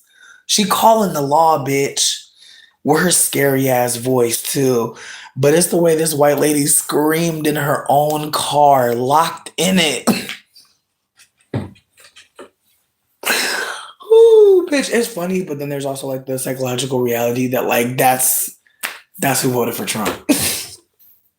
That's where they're at. They're locking car doors and screaming like ah! Like it's like, can we play with them? Can we play? Can it be a fun time for all? Um, I'm crying. I appreciate the white people here knowing that there are people out here wilding. I'm grateful. Um, Beautiful gift. You really are. Just thank you for knowing yourself. Marie, reach out to me on Instagram. You can also email me, but low key, I feel like I hate email. I feel like that's for coupons I'll never use. You know what I mean? And bills to harass you. Like it's the way I'm about to stop looking at my email, bitch, because they ain't never telling me nothing good. If it's not, if I'm not getting a password so I can get back into my account, I'm good on email. Cause it's the way that they always telling me some bad news. Tracy Ross, Noe, you're a gift. Thank you. Thank y'all so much. Cause it's the way I was like, what's this lady name? I see her sharp ass face. No, I need to find that video so bad, bitch. It was so funny. I literally couldn't breathe. Do I plan on having kids for the future? No, no, and literally for the future. I love my children so much, I won't have them. Like, I do think about that. Like, I do think about how, like, I wish I could be a parent, but, like, in this community climate, no. Like, in this world, no. Like, I made a video on Instagram and I was just talking shit. I was like, can you imagine looking at a baby and being like, hey, so one day you're gonna have to make at least 6 times the amount of money that it costs to live in the house that you want to live in. Like, can you imagine explaining rent to a baby? That sounds evil. I just couldn't do it. Like I really would like bitch. I don't know. Like there's a woman right now who just started like homeschooling her baby because she's like, I don't want my baby to have to deal with white people like before they're ready. And that really had me like, damn, like that's an act of love that so many people can't give their children. And again, it's moments like that online that had me sitting with what love really is. Like not putting people through stuff, not putting you in a position to get hurt and not and accepting that that's your job. Like if you bring me here, you got to protect me. And I can't guarantee that. And again, it's the way so many people know that they really can't guarantee that, right? But they still try. I just can't do it, bitch. I'm terrified. Cause honestly, you know what made me think about children like more deeply? The movie Fences. I don't know if anybody's ever seen it, but that movie really had me like crying bad and thinking about how you could have kids and want them to be so much better than you and you hate yourself so bad or you have all this unresolved trauma and that's what harms your children. The desire for them to not be like you push them away. I feel like that's what I would be. Like I hate to say that, but I feel like I have a lot of shame. And as much as I'm working on it, I'm working hard hat. Not a Bob, not I'm not a Bob, I'm not Bobisha, but I'm working, bitch. I'm working tool time. I'm working. But it's the way that like I don't know. I feel like again, it's the way that like once you have your child, like I'm sure you change. I'm sure as your child becomes more sentient and more aware and starts talking to you, you change again. I'm sure at some point you and your child have a conversation that changes you again. I'm sure there are so many moments that if you let your child speak and let them be all the way fully like I would want to do, I feel like my child would definitely change my life. And I'm terrified of that because again, it's the way that I'm terrified of the life I live right now. Like it's the way that I'm working on living a life I want to be proud of and I'm not there yet. And I wonder how would I handle becoming while my child is watching? How will I hold that how I hold that position as an elder and as a fellow person on earth? Like how will I make them feel close to me? And I struggle with that in friendship and relationship. If I already know I struggle to let people close to me, I worry about pushing somebody out and then pushing them away and how that will harm them because I've had that happen to me. So there's a part of my past trauma at play, but there's also a part of me seeing people behave around kids and just knowing that there's so much stuff you can't stop. Like there were times where I was abused and my mom wouldn't know, but at the same time my mom wasn't setting certain boundaries, so I was kind of put in harm's way. And so I have to hold that like she didn't protect me, but also there are moments where your parent is simply not there and they haven't had that combo with you, right? And so there's some things you don't know what to say back. And maybe because you don't know what to say back, you just let something happen. And even saying let, I hate that word because it's like, I don't feel like everybody's letting things happen to them. I really think it's more that like you don't know what to do. And so it's a trauma response, it's a fawn, it's a freeze, it's a flight, like there's a way that I've heard like a lot of victims of sexual assault say that they ran. And it's like I think about how I couldn't because like there was nowhere to run. Like I was in my safe space. And so I think about how like in some spaces like the trauma will have you try to consider like how do I stay as safe as possible while not getting hurt? I'm crying at you saying I'm still young. Um Yeah, no, I definitely want to have a big afro again. I saw an afro that looked so bomb. Like this person had like their afro was like someone had like created like little baby afro stars and created a giant afro out of little afro stars, bitch. It was so cool. And then they also created two afro puffs out of big stars. Like they literally turned like yaki hair into like a shape. And so I was like, yo, like whoa, like again, I love to see like just so many like younger black women like sharing their art and their creativity because it's just like wow, like we've been so deprived, we've been so denied. And again, it's the way that like there are so many black women who are incredible and yet they show me they show me a white lady eating a prenatal gummy, telling me about how her hair is so strong now. Like again, it's just like the way that like certain content I don't see anymore, and I'm grateful. But algorithms are so real, bitch. Like I'd be on Dane's YouTube and I'd be like, because his YouTube is a bunch of like stand up comedy and just like obscure shit from like the 90s. And I'm like, I'm gonna fuck up your algorithm if I do anything on here because you clearly like this, you know? Meanwhile, my algorithm is like a bunch of like folks from like different countries in Africa, like detailing what's happening in America, absolutely getting a YouTube coin off of like talking about popular like Black American conversation. It's also like Black American femmes who are being super candid about anti-blackness. It's also recipes. It's also a lot of Black queer people being like historians and cultivators of fashion. Like, oh my God, there's like this Black queer person who decided to start their own fashion magazine. And it's hilarious because they like, bitch, they took two king crab clusters. Even describing this, like I'm getting higher off telling you this. Like I'm literally like getting a head change off this. They took two snow crab clusters and put them on their fucking head like glasses, bitch, and had the king crab clusters like this, swear to God.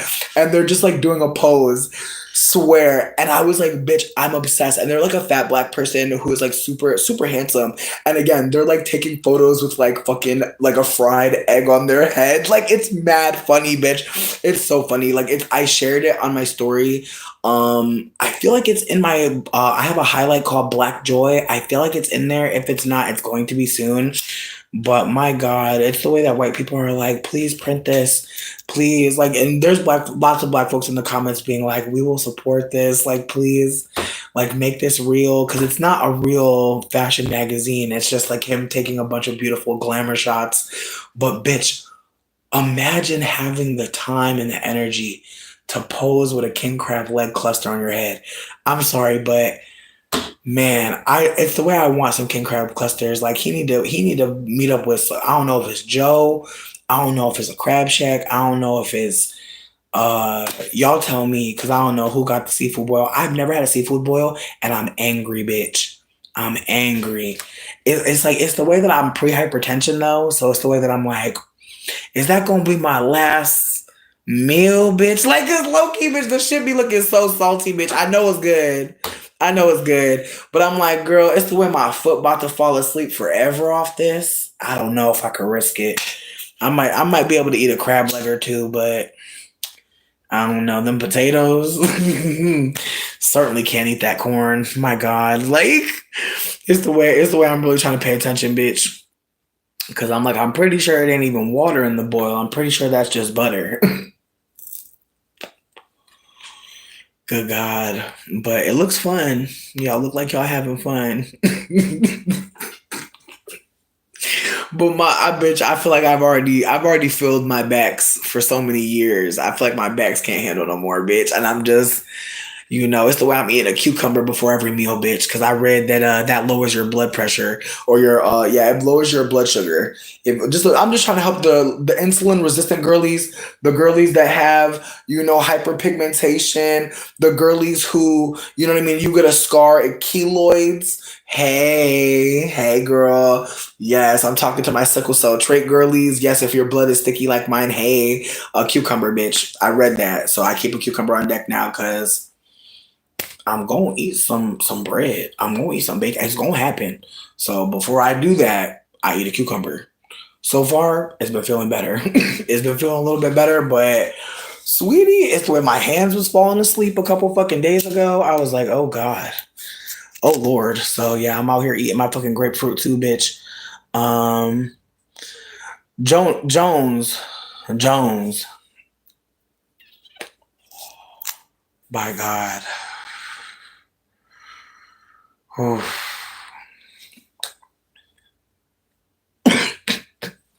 And I still want a seafood boil. Like it's the way I'm sitting here. Like I don't even care about any of that. Like I'm telling you, bitch. It's the way I still want one. I don't even give a fuck. Like I really, wow. Bitch, I got pizza last night and it was actually good as fuck. I was actually quite surprised because I just feel like I don't know about you, but every time I order food, I'd be like,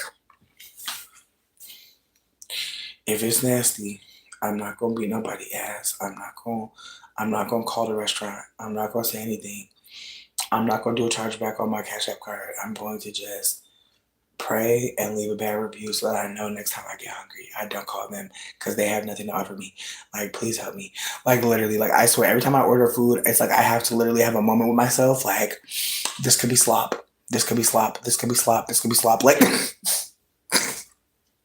like I just spent $68 and this could be slop, but maybe it won't be. Maybe it'll be good. And so it's the way that pizza came, bitch. It was tasting right. Crispity, crunchy, cheesy, gooey, ooey, yummy. Delish. Delish. I ordered rib tips from Caucasians. No shade.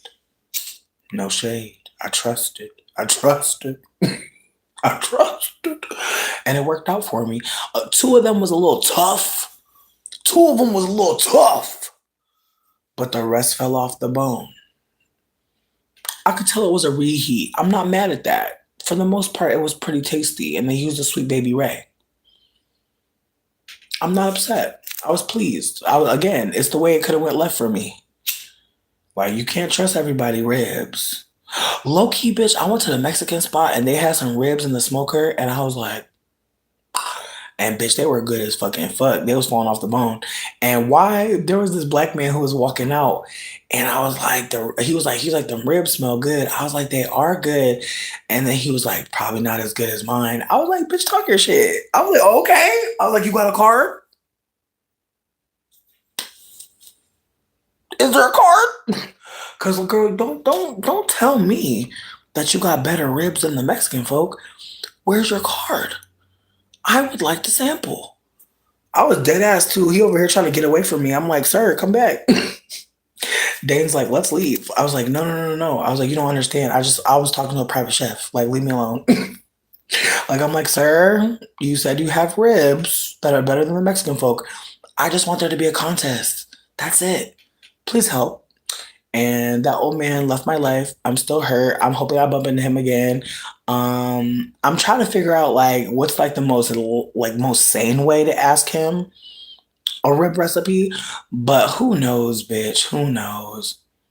I don't know. I feel like the Mexican spot I'd be going to, it's a grocery store slash like Mexican spot, and it's so fucking delicious.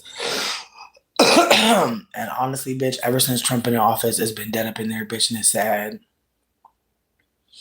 It's been real sad because you could just tell like people are not playing. They're like, girl, ain't nobody getting caught out over here. But it's been dead over in the Mexican spot. It's been really dead. It's tragic, bitch, because again, it's so fucking delicious. They have so much good food there. It makes me so sad.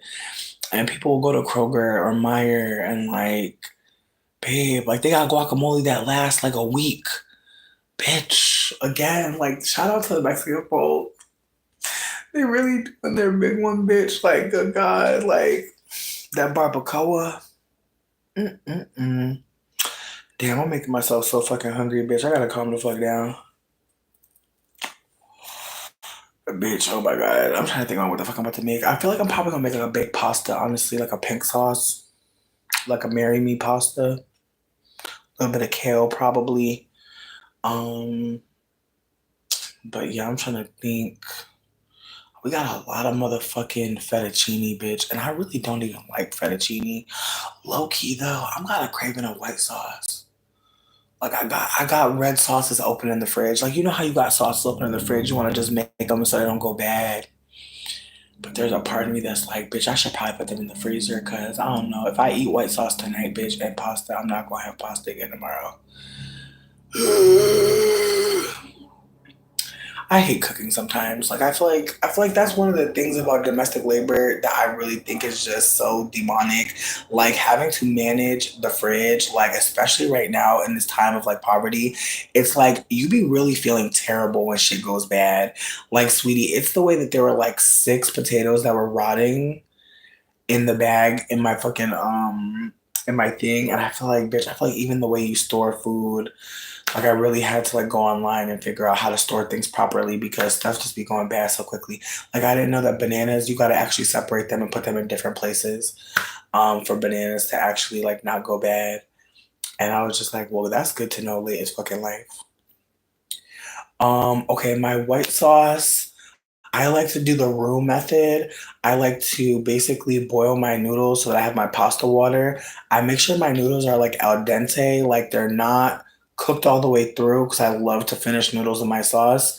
But I'll do like a ridiculous amount of butter, like a fist of butter, and then I'll let that cook down until it's like yellow. I won't let it get too dark. You could go darker with the roux. There's nothing wrong with that. Um, I don't want it too nutty. I feel like when you cook butter down, it starts to caramelize. So I don't want a caramelized butter sauce. I'm good on that. But yeah, anyway, so I cook my butter down while before like the bubbles start to form, and then I add a like flour, and I feel like you want to be mindful about how you add your flour because you would do too much. But I feel like I would start maybe 2 tablespoons of flour, like generously. And then I feel like from there, you're going to notice it locking up. That's how you make a roux. And so, certain dishes, like you actually need to cook the roux down. So you cook it down so it's like dark. And like I feel like that's like the beginning for like gumbo, I want to say. Like a lot of recipes and like Southern cuisine, especially in like Louisiana, like they do work with like a dark roux. But I'm using a blonde roux, which means it's a yellow roux. But once you add the flour to the butter and it locks up, that's when I slowly add a little bit of my pasta water. And I know some people might go with like the milk right then and there, but I feel like the milk will lower the temp and like make my butter like like get cold again or like get hard again.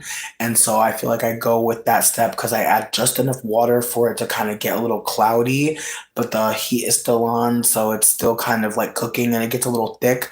And from there, you have like a basic white gravy. I would season it with like some salt and pepper. You could also, before you get too into this, you could just sweat some onions and some oil, then add your butter, then add your flour. I probably won't add onions to this, not for any real reason. I just am lazy as fuck. That's it. So, anyways, I'm gonna cook down my butter, add some flour, add some garlic paste, which is a lifesaver. I don't know about y'all, but fuck fresh garlic. I'll do like a frozen garlic and like the ones that are already peeled and throw them in the dish. But the garlic paste is really next fucking level. Like especially the roasted. Fuck regular garlic paste. Go for the roasted. Trust me. Anyways, so roasted garlic paste in there. Hmm, a pinch of allspice, honestly. Shout out to pimento, bitch. Like I just feel like allspice is just, and it's in a lot of Caribbean dishes. I just feel like it's one of my favorite spices. It's so delicious, so magical. Yes, like a bechamel, indeed. Mm, right, that's what I'm saying. Like if my food is gonna be crazy, I'd rather just make it myself. I feel like my plan, I was gonna brown my sausage, but I think I'm gonna actually cut the casing on the sausage and like rip it into like little pieces. And basically, while my roux or my gravy is cooking, I'm gonna throw the meat in because I don't need it to brown. I really just want it to cook in like that gravy. And so from there, I'm gonna add back my noodles in and then just kind of like throw it around. And at the very end, add my kale. And I'm gonna put a lid on top of it once I add my kale in, because kale, she's not like spinach. Spinach, you can really throw it in and let it wilt in your Gucci. Kale, you gotta really let her like marinate for a minute. So I feel like I'm gonna throw kale in there. Rain, we go listen. I will send you a voice note. We'll talk about it. Let me know, because you already know we in communication. We good. We good. Oh, you know what I forgot? I forgot to add the sour cream because I have half and half right now. So I was gonna add half and half and sour cream mixed together because I like a thick sauce. Like if I'm going to make an Alfredo, sweetie, it's going to be thick as fuck. I want every nook and cranny of my motherfucking noodles. Um, See, here's the thing. The kale, I'm not gonna season my kale. I know that might sound crazy to somebody, but my seasoning and my spice, like I feel like my noodles, my noodle water, I got sazon in there and fucking garlic paste. I'm throwing a whole sprig of rosemary. So keep in mind, like my water from my noodles is super salty, herbaceous, savory. And so that's going into there. That's what's starting the gravy in the white sauce. And then from there, I'm adding in my sour cream. I'm adding in my half and half. And then I'm also adding in a little bit of some Parmesan. But if I could be real with you, bitch, cream cheese will do. And low key, cream cheese or ricotta. Oh, those are two. Cream cheese, ricotta, or burrata. Those three bitches in Alfredo sauce. Mm, good God. But again, I got sour cream. And I feel like that'll do. I feel like that'll work for me. I feel like there's really nothing else that I would add. Yeah, I think like some pork sausage and an Alfredo. I feel like I usually don't even do that, but we gonna go. But yo, low key also kale chips are really good too. I don't know if anybody fucks with a kale chip, but I was surprised at how easy they were to make. Like you basically just cut them into like little pieces, like bite-sized pieces. You put like some oil of choice and then some herbs on it, and then you put them on a sheet pan for 400. They cook in less than 5 minutes. Like it's very quick. You can burn them very easily. But they're very much so fucking delicious. And again, they have such a thick exterior. Like kale is a very strong green that as a chip, again, I was surprised. I was surprised. I thought I would think it was nasty, but no, it was actually quite fucking good. But again, I feel like zuppa toscana at Olive Garden, that is my favorite way to eat kale. Like when it's like soaked in like garlic and potato starch. Like if I'm making kale, I'm either making that soup or I'm sautéing that kale. Like bitch, I made kale the other day and I used like the water from my bacon because this is one of my little tips for anybody who makes bacon. First of all, cut your pack of bacon in half. Some bacons you can't do that because like one half is just like pure fat. But if you have the kind of bacon where it looks like kind of the same throughout, you can cut it down the middle. And that kind of saves me from like using all my damn bacon because I just feel like if you open a pack of bacon the regular way, it's enticing to bake the whole fucking pack. Like, I don't know why that is. But I feel like if you cut it down the middle, you're committing to at least 6 pieces of bacon, which is really half. It's really not even a full piece. So just keep that in mind. Like, I feel like I buy the thick cut bacon, I cut it in half, and some pretty good pieces. But clever, clever. But what I also like to do is I'll add some water to the pan, right? And I'll add some like brown sugar, maybe some honey. Um, it's pretty salty already, but I might put a little bit of garlic in there, like a little bit of the roasted garlic in the water, and I'll basically like in a shallow cookie pan, I will basically let this like bacon like be broiled with the water. And like sometimes I'll add a little bit too much. Like if I'm making like potatoes or like kale, I'll basically like let this go on until like the bacon starts to curl a bit. And then I'll pull out the pan and pour some of the water into like the home fries that I want to make. Like if I'm like already having like home fries cooking, because like in that water there's like bacon fat too. So like as it cooks down, it starts to like fry as well. And so you can do this on the stovetop. I feel like personally, it's just easier to do in the oven just because the grease be popping. But you can easily like put it on the like sometimes I'll just put in a pot.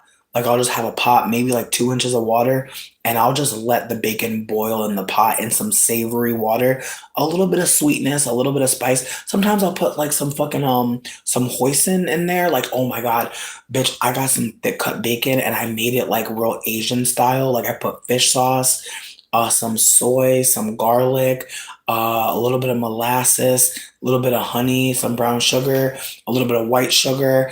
I want to say some vinegar.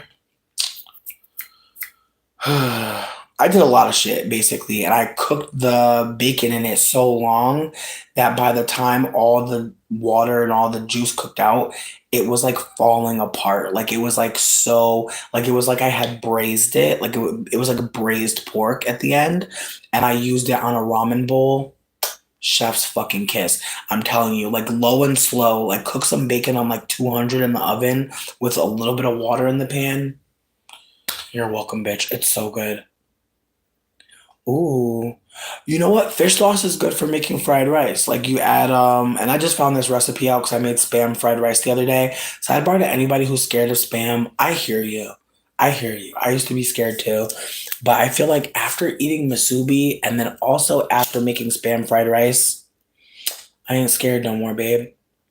And I hope that you find a good recipe to fuck with spam, because I'm telling you, it's actually fucking good as hell. But I feel like it depends on who makes it. Because if the spam isn't like crispy and cooked good with like a good glaze, I can understand skipping it. But yeah, fish sauce plus soy sauce plus white pepper. Mm,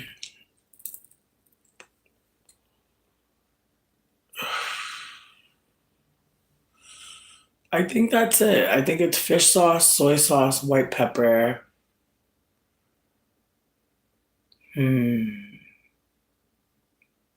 I think there's white sugar too. I could be wrong though. Hmm. Because I literally just made this shit. But I really do think it's just fish sauce and soy sauce and white pepper, garlic. Hmm. Yeah, and then I think it's like it's day old rice too. Like you make sure that you made rice the day before. Personally, I feel like do it with 2 cups of rice. Don't be like me. I did it with 3 cups and whew, God. Nightmare, bitch. It was just way too much fucking rice to be trying to fry up in a pan. I was looking crazy as hell. I definitely spilled so much shit on the side of the stove. Like I'm just depressed that like I low key want to pay someone to deep clean the kitchen. Like that's like how much like mess is in there from me cooking on the walls and the crevices. Like I'm literally about to find someone to do a deep clean. Like I just feel like it's beyond me, bitch. It's beyond me. I also feel like my kitchen is so tiny that I feel like me trying to clean it, I could hurt myself, I feel. So I'm definitely about to see what's up because there's a community board I'm in where like people do services for each other. And low key, I want to get a pedicure from someone badly as hell, and I also want to get my kitchen deep cleaned because necessary. Yikes. I'm not rating penises. I'm not sure who said that, but never, never me. No me, no us. We've never been doing that here. We're not going to start today. It's just not what we're doing. Thank you, though. Millions have it. Um, I'm crying at the person who said I need to pay for a personal trainer. Imagine like seeing someone fat and being mad. Like imagine. I just want you to suffer a little bit more. Anyways, um also I want to be candid that like I am on gummies hardcore, like these kind candy joints. Down bad. Down the baddest. Down the baddest. They're so good and they're so relaxing too. I feel like it's the way that my lower back ain't even hurting. It's the way I'm actually considering eating that pizza that I left out all night. Like, it can't possibly kill me. I'm a bad bitch, right? Yes, fish sauce is great for fried rice, absolutely. But you know what though? I feel like now y'all got me wanting masubi. Like now y'all got me. Ooh, do I have? I don't have no seaweed. No, thank you. What's a salad? It sounds fake. What's a salad? Salad? Is that English? I'm genuinely just trying to understand. Salad. Salad. Salad? Salad. Hmm. Sounds fake. Like I've just never heard that said to me like at all in America. Like salad. Salad. I've never heard of that. Sounds fake. Sounds fake. I don't know why you're bringing it up. I don't know why you're trying to cause any kind of distress here. I don't know what salad really means, but I hope that you stop. I really hope. I'm crying, not as in greetings. I don't know if it's a greeting. It seems like not a greeting to me. It just doesn't. I don't know. Just I could just feel it in my paunch that there's something wrong with it. Salad, salad.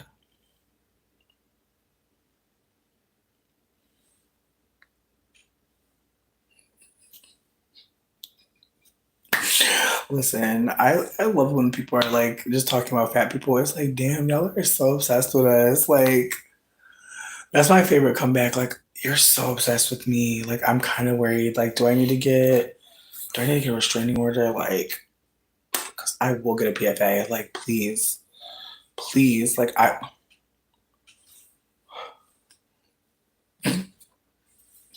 I'm sorry. I'm in a silly mood. Anyways, ooh, oh, I know you heard that stretch, right? I know you heard that. I know you heard my wingspan. Ooh. Ooh, before I go though, I'm going to pull a card for myself, and then I will offer to pull cards for anybody who wants one. But please feel free to just ignore me if that's not what your vibe is, because you ain't gotta get no tarot card readings, babe. It's not a requirement, promise. But I pulled a card the other day, and it really hit me, bitch. Woo! This deck is really just like I just been really sitting with this deck. I am so grateful. This deck is so delicious. I love it so much. But yeah, I just want a little affirmation, calling my spiritual team. Just need a little bit of guidance for the rest of my day. Should I eat that old pizza? Am I going to have booty pebbles and poop loops? Is it going to be cinnamon toast crunch going on back there? Help me. Stop me. Protect me. Ooh, damn. They not lying. They not lying. They not lying. Mmm. Mmm. Damn. Damn. Okay. Okay. Okay. All right. So first of all, this was upside down. Three of Cups. They said, "Bitch, go eat with some people. Go eat with some friends. Go connect. Do not eat that nasty ass pizza. You need to be around people that love you and care about you and got fresh food. Look at that picnic. You think it's old pizza at the picnic? No." And they're not wrong. They're not wrong. Then they hit me with the Five of Wands. They said repair is necessary. Okay. They said reparations. Okay. They said repair. All right. I'm gonna read from the book, don't worry. And then they hit me with on the very bottom. They said you are very strong and powerful. Just like stay convicted. Like don't waver, but you don't have to be violent to be violent. You feel me? Like you don't have to be motherfucking you don't have to harm people with overt violence to get your lick back. Like you can get your lick back. Like you are actually divinely protected. And this card is actually depicting the black woman who actually walked in front of a police line at a protest during the Black Lives Matter movement. She walked with a bunch of incense, some sage actually, and the cops did not move. They did not touch her. Like they were almost, she was protected. And so the energy is very much, you are protected. Janae, eco trigger protection mantra, but it's also like, sweetie, you have to protect yourself by doing things that align with the fuck you trying to do. Don't be eating no old nasty pizza in the bed looking all crazy. When you can go out there with somebody and share a meal. Like you can connect with somebody and have some connection outside of yourself. You can do something that is outside. Notice they're at a picnic. They said leave the house. They said you're gonna have to get out of your own way. They said you're gonna have to stop sitting on the porch in a wheelchair eating bread, watching everybody live life. You gotta actually get off the sideline and go out there and plan your own picnic and call your friends and make sure that y'all have connected and make sure y'all are together in celebration. So it was basically telling me what I already know. It said get community oriented, focus on calling people back, focus on the fact that you have a meeting at 9 p.m. with your friend Jordan. You feel me? Like I actually already have someone to connect with, and if I get sick off it eating this pizza, I might miss my phone date. You feel me? So I actually already have things in the works, and so it's trying to remind me, stay strong, don't eat the pizza. With that being said, if anybody wants a tarot card reading, just post an emoji that you like. I don't care what emoji it is, but if you post an emoji you like, I'll pull a card for you if you want. But I'm going to read the card that was on the bottom, the affirmation for the only card that was looking at me. Oh, not there was a card in the book the whole time. That is so funny. Wow. I really wonder what that means for the rest of the deck. But that Ace of Wands was sitting. Excuse me. But yeah, Seven of Wands. Protection. Challenge. A woman smudges the air at a protest in front of armed forces. The Seven of Wands represents fighting for what you believe is just, defending yourself and holding strong and establishing your boundaries. This card asks us to make decisions aligned with our inner being and truth, rather than coddling a wounded ego. Be your own activist. The Seven of Wands reminds you of all the sacrifices, adaptation, and resilience required of your ancestors for you to be where you are today. Call upon that energy and strength. Sweetgrass, tobacco, and cedar are traditional African American spiritual tools for cleansing oneself, space, and tools. The card encourages you to hold your ground. You will not be unseated. Make the choice not to compromise the best of you for anyone. Know your worth. Fighting injustice, multiple jobs and overworking, taking care of dependents, being the victim of attacks from numerous people. Make time to disconnect and cleanse. Okay. I heard you. I heard you. Okay, it's three people that want to read. I got you. I got you. I got you. All right, we're gonna go in order of y'all posting. So if AAA Mommy Sierra, if you know what you want me to read, let me know. I got you. And then Noe, it's you. And then Marie, it's you. I appreciate everybody again for being here and witnessing and kicking it. I love reading tarot. It is so fun. And as I said before, this is a new deck for me. And so while I may seem like I know every goddamn thing about the cards, I don't. I'm still learning. I'm still a student. I've been learning tarot for a while. And again, it's the way that like this tarot deck actually has extra cards. It deals with princesses, and there's also there's daughters instead of pages, and so this deck is a little bit more informative, I feel, than Rider Waite. I think it goes a little bit more in depth as well. Um, and it also showcases a lot of different imagery, anywhere from like just different parts of like the Black diaspora, which is what I really appreciate about this deck because it has so many Black people depicted doing all different types of things, and I really appreciate that because again, most tarot decks are very Caucasian. Before I do the reading for you, Sierra, I'm going to actually go pee and I'm going to eat a Rice Krispie treat. But I did want to say let's do a wellness break so that we can do the tarot card readings. So everybody who said they wanted a tarot card reading, we're doing a 5 minute little break. I'm gonna go get me a snack. Y'all use the bathroom, get you some water, but we're gonna be right back. Okay, so nobody's leaving. I'm just going to the bathroom, and I wish I had hold music, dead ass. But one day we'll invest. But yeah, no, y'all take your time, relax, get your blunt, get your drink, get your wine. Yeah.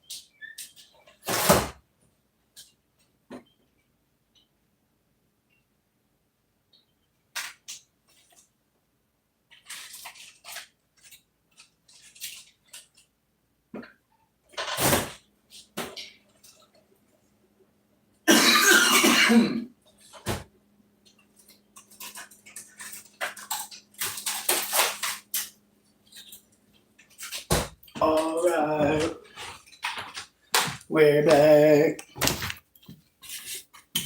Um, oh, cute. It was only 3 minutes. That's awesome.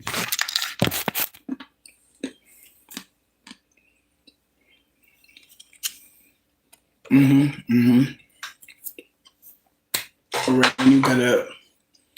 You get it. Okay. Sierra, when you get back, let me know if we're doing a general.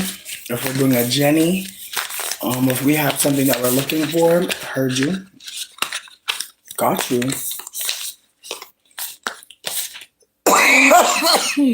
Marie, yes. Oh my goodness, I didn't drink some water. Hey, thank you so much. Yeah, it was a quick little pee, a quick little Rice Krispie treat, you know? Okay, so you said you want a Jenny, and you said you want to start it from the bottom. Okay. Sierra's Ancestral team, everybody on Sierra's side, give us something. Give us some affirmation, some guidance, some mentorship. Give us something. Okay. Ooh, who is this? Son of Knives. Okay. This is what I mean about the deck being different. Usually in most of the cards, there's a king, there's a queen, there's a page, there's an ace. This deck has an extra card in it, so I'm gonna need to read the book because I've never gotten the Son of Knives before, but he was looking right at you. And let's talk about him for a second. He looks like he is plunging deep into the depths. He looks like he's searching for something. He looks like he is actively going towards something, but he's also seemingly, in an environment where there are some restrictions. There's some things that may be holding him back from what he's seeking. Perhaps there is so much blue because maybe he is sad. Perhaps there is a depression or a sadness, or even just a a feeling of just being in the middle of something bigger than you. But those are the things I saw in that card when I looked. And so let's go to the knives. And again, it's why there's a mother, a daughter. I really don't know how to read the sons. So we are going to find out together.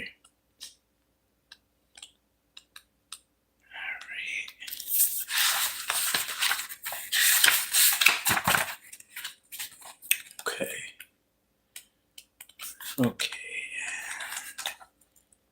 Okay. I'm sorry. I promise you, I'm pretty okay at looking through books, but I'm not sure how I keep missing this one. Okay. Okay. All right. Finally, gossip, antagonistic. A young man dives headfirst into a body of water, spear in hand. The Son of Knives encompasses the energy of being wild and free. He has made peace with his fears and continues forward, ready to take on anything that comes his way. The Son of Knives acts in bravery to the point of being reckless. The card reminds us of this card reminds us of the necessity of voicing or speaking your truth. Assure that all ideas and thoughts are rooted in facts. Critical thinking is key. Be teachable. Honor that change is brought by being open to new thought processes and ways of thinking. Clever, competitive, constructive criticism, mental energy. Get active and get your body moving. So, okay, like I said, it does feel like there was movement in this card, but it does seem like they're trying to urge you to consider that there's more information and to stay open to it. And so that's a good affirmation. I'm really glad to see that the card is offering that there's more out there than what you're maybe thinking, and how great. Now in the very middle, we do have is that Eight of Knives? Okay. Now, the middle card, I feel like, is really how we feel in our gut. I try to interpret the bottom cards as like whispers from the universe. And so the universe is maybe telling you right now that it's time to move, that this isn't a time to, maybe get comfortable. It's maybe time to get uncomfortable and learn something new, learn a new way to move, a new way to operate, a new way to communicate. But in the middle, I believe we may have seen this card before.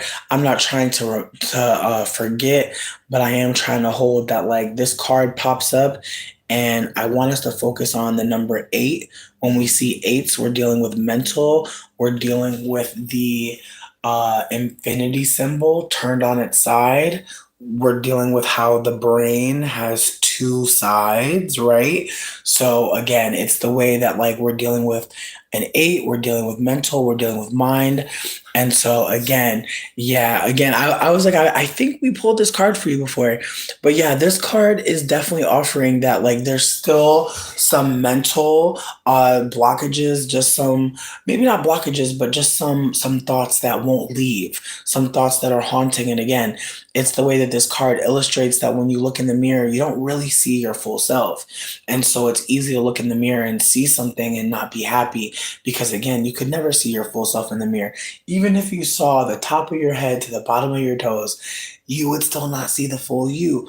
And so it's very much trying to offer for you to trust that the way you feel in a room is more important than how you look in the room. So consider that how people perceive your behavior, how are you feeling? Are you comfortable in the room? Are you feeling safe? Are you feeling loved? Are you feeling nurtured? Are you feeling supported? Sometimes that is more important than how we think we're being seen by others in the room that we're in.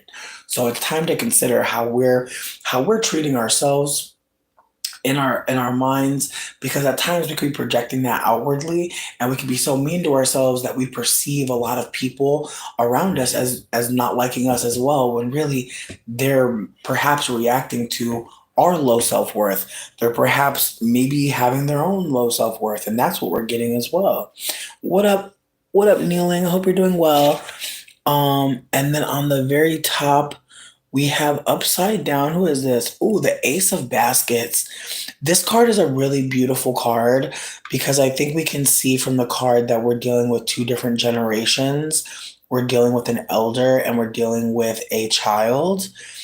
And so I want us to just hold that aces are really powerful. I feel like aces to me are seeds. There's something being planted, something being created.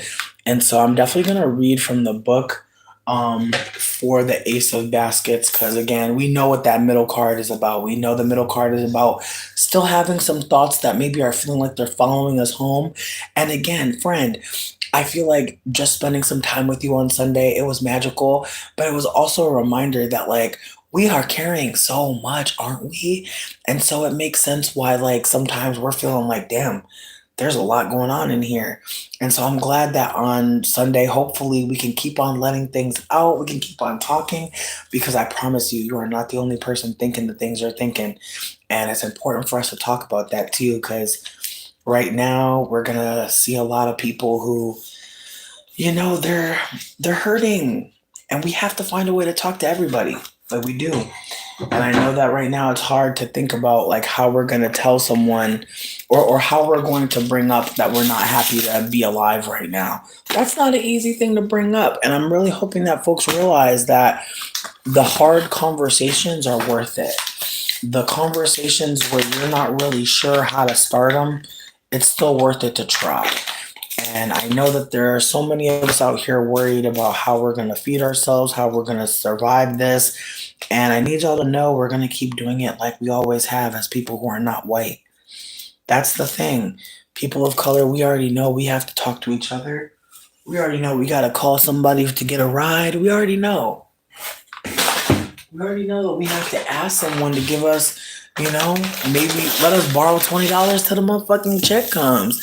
A lot of us know how to be supported in community, and I hope that we know that the people that are gonna have to start learning They're people that are just like us, you know. They're just new. They're new to figuring out community, and I hope we make space for each other because again, those of us who have had to share flyers for the last couple years, yeah, we're gonna be the ones that share your flyer. Just consider that. Like, that's who you're going to run to when it's time to share a flyer. The girlie that you watch share the flyer for a few years. We're going to try to be kind to you, even though we know you ain't sharing a fucking flyer. But we're going to still try to be kind to you. And I'm speaking for my own fucking self because there's some people that's probably not going to help nobody because, again, when they were sharing their flyer, people turned their back. And so I just want to put that out there that, like, if you are at a point where you need to share a flyer, let's talk. I don't want to shit on you. I know what it's like. But there are going to be people that are like, they're too ashamed to even say that they need to fly a flyer, that they need to share a flyer. And I want y'all to consider,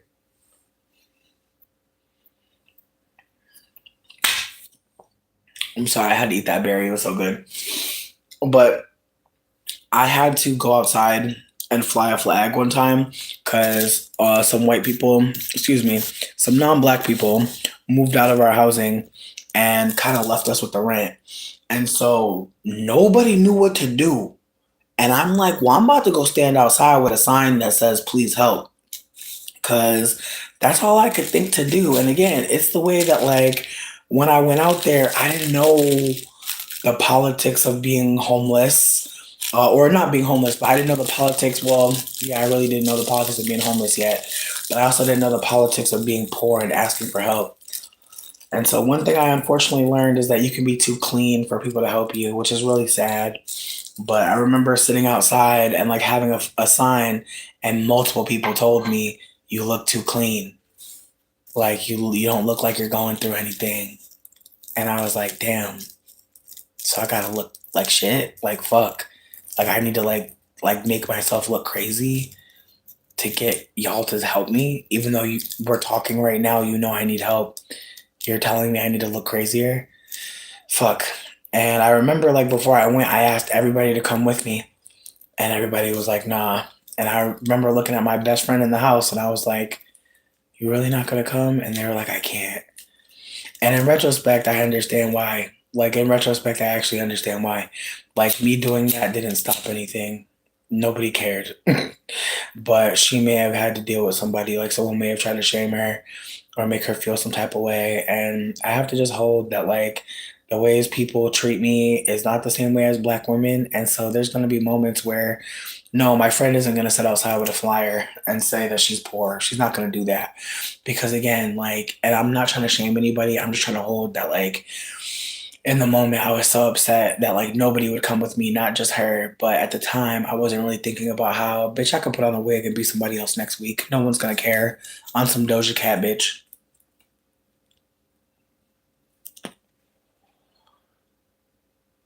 Oh, Dr. Darnell. Well, thank you. I appreciate you. I don't know what to say right now because I'm high as hell just talking shit. But please reach out to me soon. Uh I think my email is posted. I'm trying to be professional now. Thank you for being here. Hmm. Thank you. Appreciate that.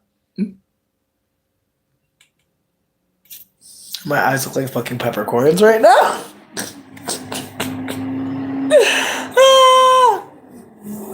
Anyways, yeah, no, I'm gonna have a good time. I'm gonna just keep on having fun. This is a Chili's, you know? I just want you to know if you come here, this is a Chili's. Um, better service, better ribs. Anyways, I'm trying to think about what the fuck we were just talking about though. Like for real. Um, Kinda lost it a little bit. If someone could help me, I would appreciate that. Oh, we're doing tarot card readings. Yikes. Yikes. Yikes. Yikes. I'm so sorry. I am so sorry. I don't know how I got off this. I don't know how I stopped doing your reading. I am so sorry. Not people not helping. You hilarious. Oh no, no, no. Okay, okay, okay. Yeah, in context what I was saying. True, true, true, true, true. Yes. Again, I just want to say thank you again. Thank you again. I'm high as hell. I said that before I came here, but still. So yes, the card, sorry. Um, as we said, I want to say, yeah, this is our top card. So this is on the very top. It was upside down, but I do want to.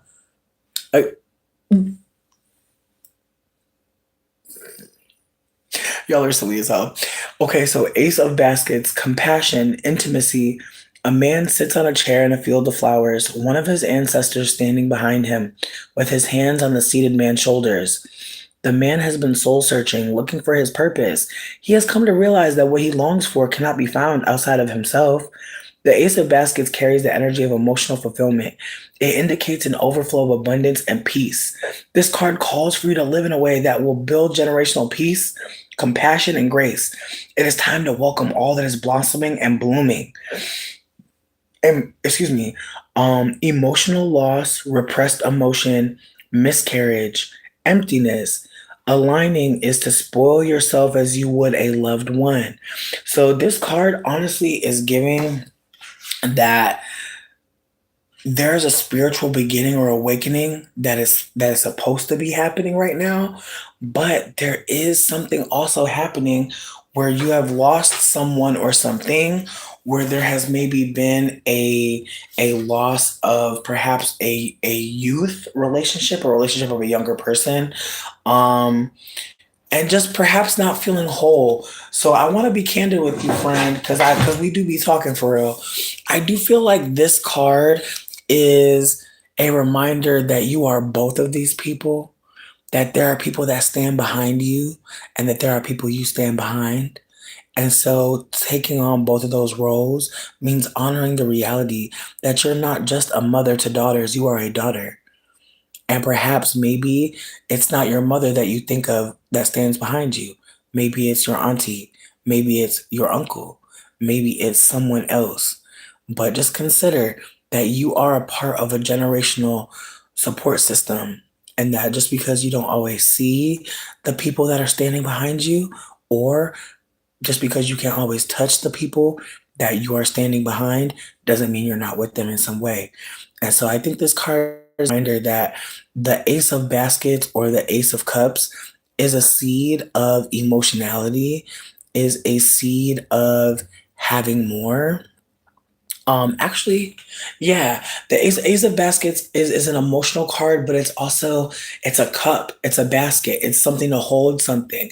And so I truly believe the Ace of Baskets is trying to remind that like you have more than you may perceive that you're holding on to, that there is so many gifts that you're actually passing forward and that you're actually holding on to and receiving, and that you won't always see it. A gift from ancestor isn't always in a box with a bow, you know?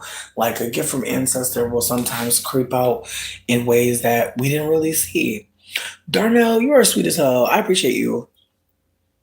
You are very kind. Because it's the way I almost sent you a charge. I almost sent you a fee for the podcast. I'm gonna do it for free now. I'm gonna do it for exposure. Let me stop, but I'm trying to have fun. I'm trying to be silly. But yeah, no. We love flattery, we love compliments. We love it. But yeah, no, Sierra, I feel like in the end, I feel like all the cards are basically trying to say what we already said before. Sidebar, hold on. Because my phone about to die. My phone is a hater. My phone is a hater. What are we on? 4%. Oh my God. Babe, we got this. We got this. I usually have a charger out here, but my phone hates this one. Like, we gonna see, but I feel like my phone about to reject it. I don't know why. My phone's a hater. We're gonna try it. We're gonna try. I appreciate everyone for bearing with me. Lord, bear me strength. Oh, see, the way that it sounded when I went in, it didn't even sound like it wanted to even help me.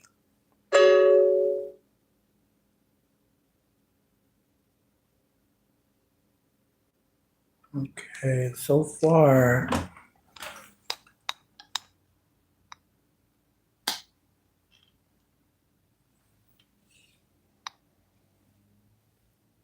God, this isn't typical. She'd be acting a fool. Anyways, I believe Noe is next, and then Marie. Noe, if you know what you'd like to be read, let me know. Marie, if you know, let me know. But Triple A Mommy, again, it's the way that you have so many elders that stand behind you, and it's the way that you are the elder to your daughters. And so consider that there's going to be times where you have something to share, and there are going to be times where you may need to ask for someone to share with you. And that doesn't make you a bad elder or even a bad child. It just means that you have needs to be considered. What a beautiful thing. Because when we have needs to be considered and people are considering them, that means that we're in the room, right? Think about how many times we might have been in the room and we didn't even bother to even say what we needed because we might have already picked up on the fact that people are overwhelmed, you know? Like, where can we be in a room where we are considered, where we don't have to think about how everybody's overwhelmed, where people still have space for us?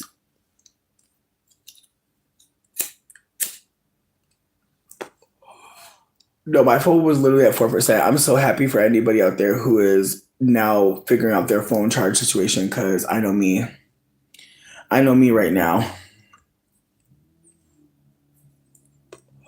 Noe, I got you. I feel like it's gonna go Noe, then Marie, then Rain, then Beautiful J. So we have four readings coming. Yes, Beautiful J, yes, I got you. You are gonna be after Rain, okay? If that works for you, it works for me. Okay, so no, you said you wanted a general. All right, do you want me to pull from the top, the middle, or the bottom? You're so welcome. Thank you for asking. I appreciate it. I'm about to put y'all in.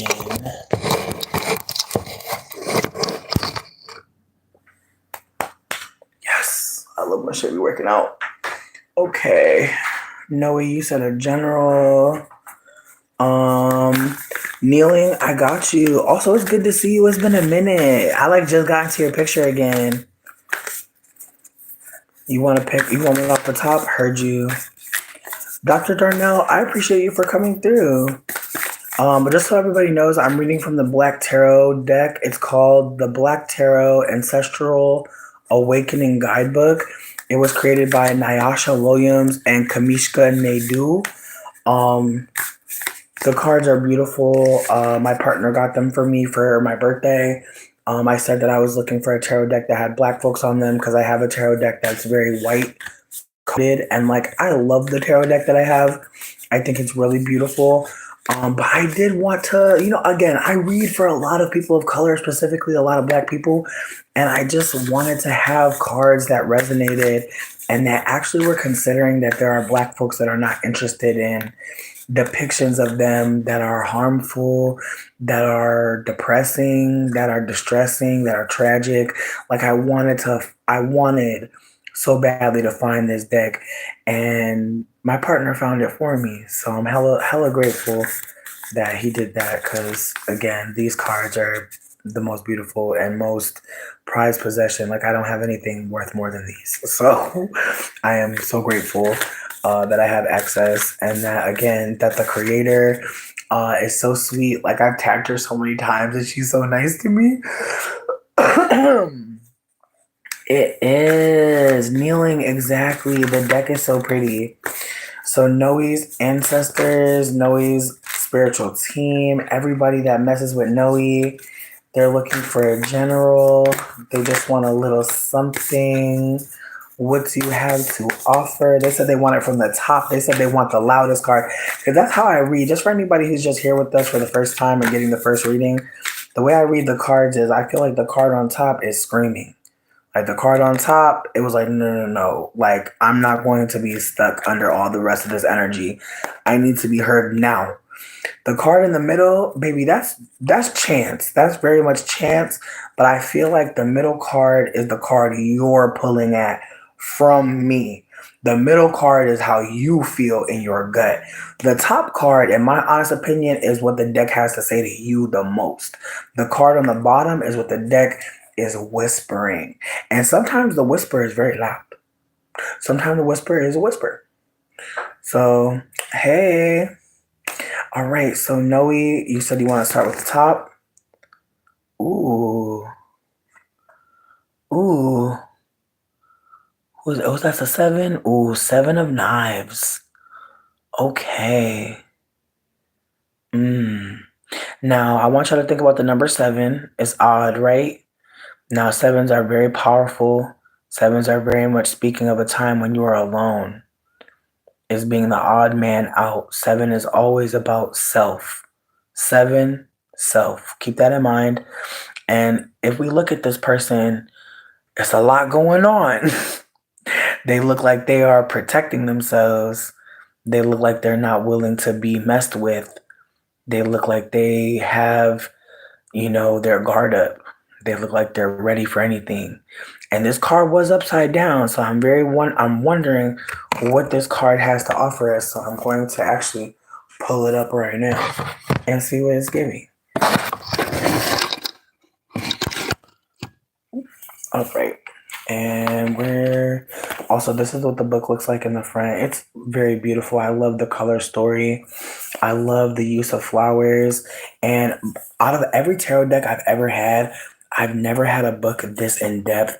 Like, it is so gorgeous. It is so intentionally created. There is just so much to love about this deck. I was thinking about this book and the deck. But the deck story, she also offers you spread info on like the moon. When is a good time to do different spreads? When is a good time to call certain manifestations? This book very much connects so many different Black ancient traditions from different places in Africa, different places in America, the Gullah Geechee, the indigenous Black folk, like just so many layers. And as I said, this is just the beginning. Then there's a whole spread section. Like, this book is not playing. Like, it's not playing. It's giving pictures. It's giving information. This is one of the best gifts I've ever gotten in my life, which is why I'm gonna marry that man. But yeah, no, I just wanted to put it out there that this is more than just a book. It's so much information, so many things. And again, I know there's so much information. Preparing for a reading, how to get yourself ready if you're new here. So again, if you're able to put this on a wish list, I do want to also consider that, like, and this is unrelated, but I feel like this Christmas, I would love it if we could do a Secret Santa. I'm trying to find some white people to get folks gifts. So just putting that out there, that if you're white and you got some income, hit me up because we're trying to do a Secret Santa this year. I really want to just pour in as much as possible, friends, because there's just so much going on, and digitally being able to connect has been so amazing. Being able to be online for as long as I have been has changed my life for the best. And so I just want y'all to know, like, I'm grateful, but sweets, it's the way that there are so many folks in my community who are in need of support beyond just the survival. Like, my God, like, there's so many things that we all need, right? But I want to just make sure that this Christmas, I want to just focus on how we can support each other.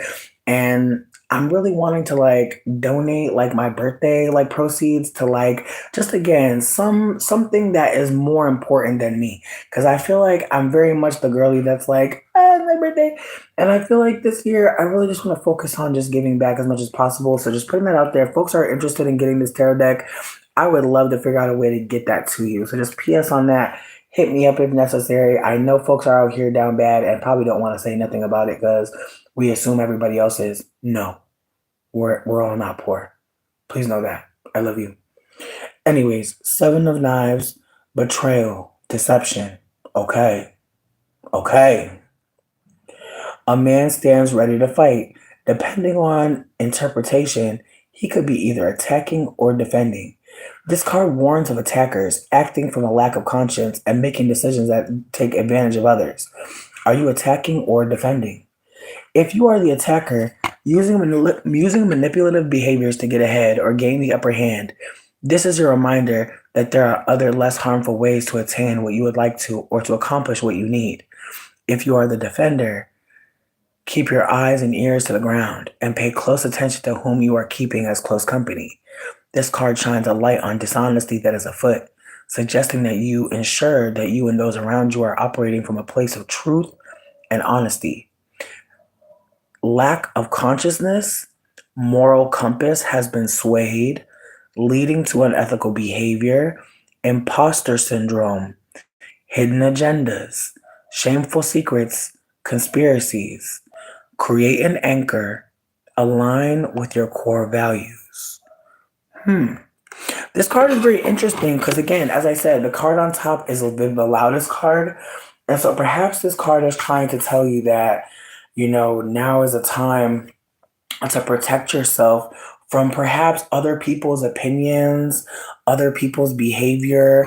Maybe there is something going on that you've witnessed that you need to break silence on. Maybe you're feeling like you could be next. Maybe you've already seen some harm unfold and now you know, excuse me, that you must move differently. But the card is definitely giving on edge a bit. In the very middle, ooh, who's this? Ooh, perfect timing. This is the card signifier for Taurus. If you're a Taurian person, this is your tarot card for your sun sign. I am a Taurus rising, and so this is the card for my rising. Your entire birth chart is a tarot spread.